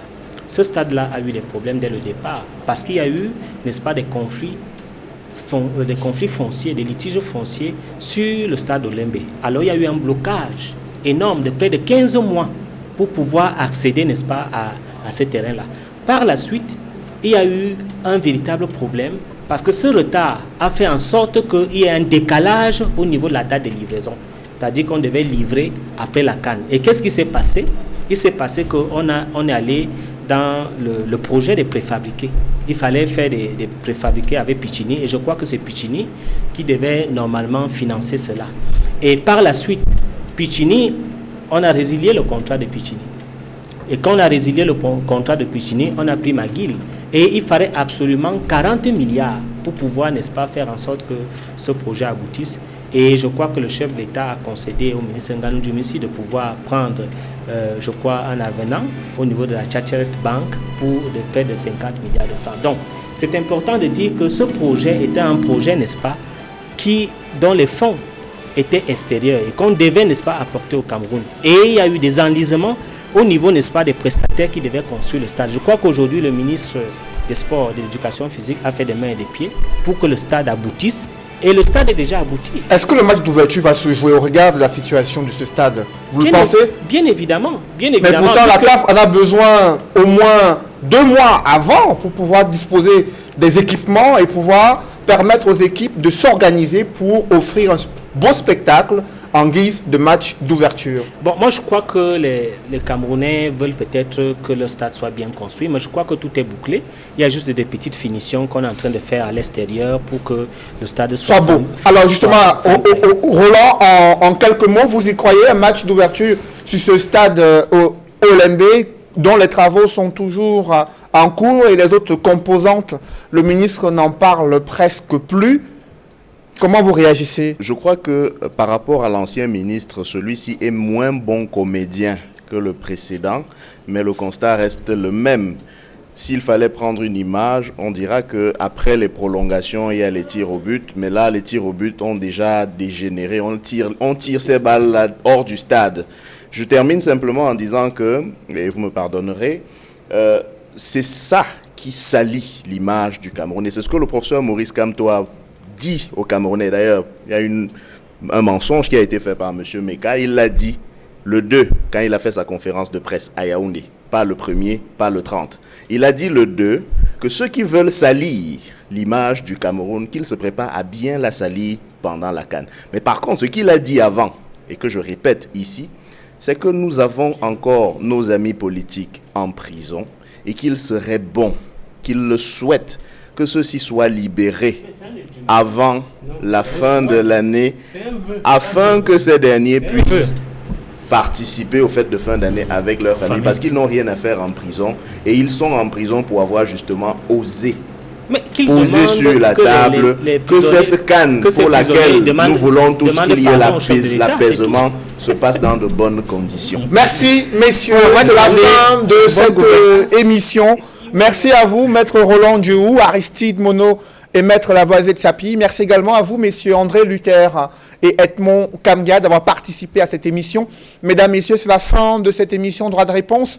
Merci de l'avoir suivi et merci de rester sur Equinox Télévision.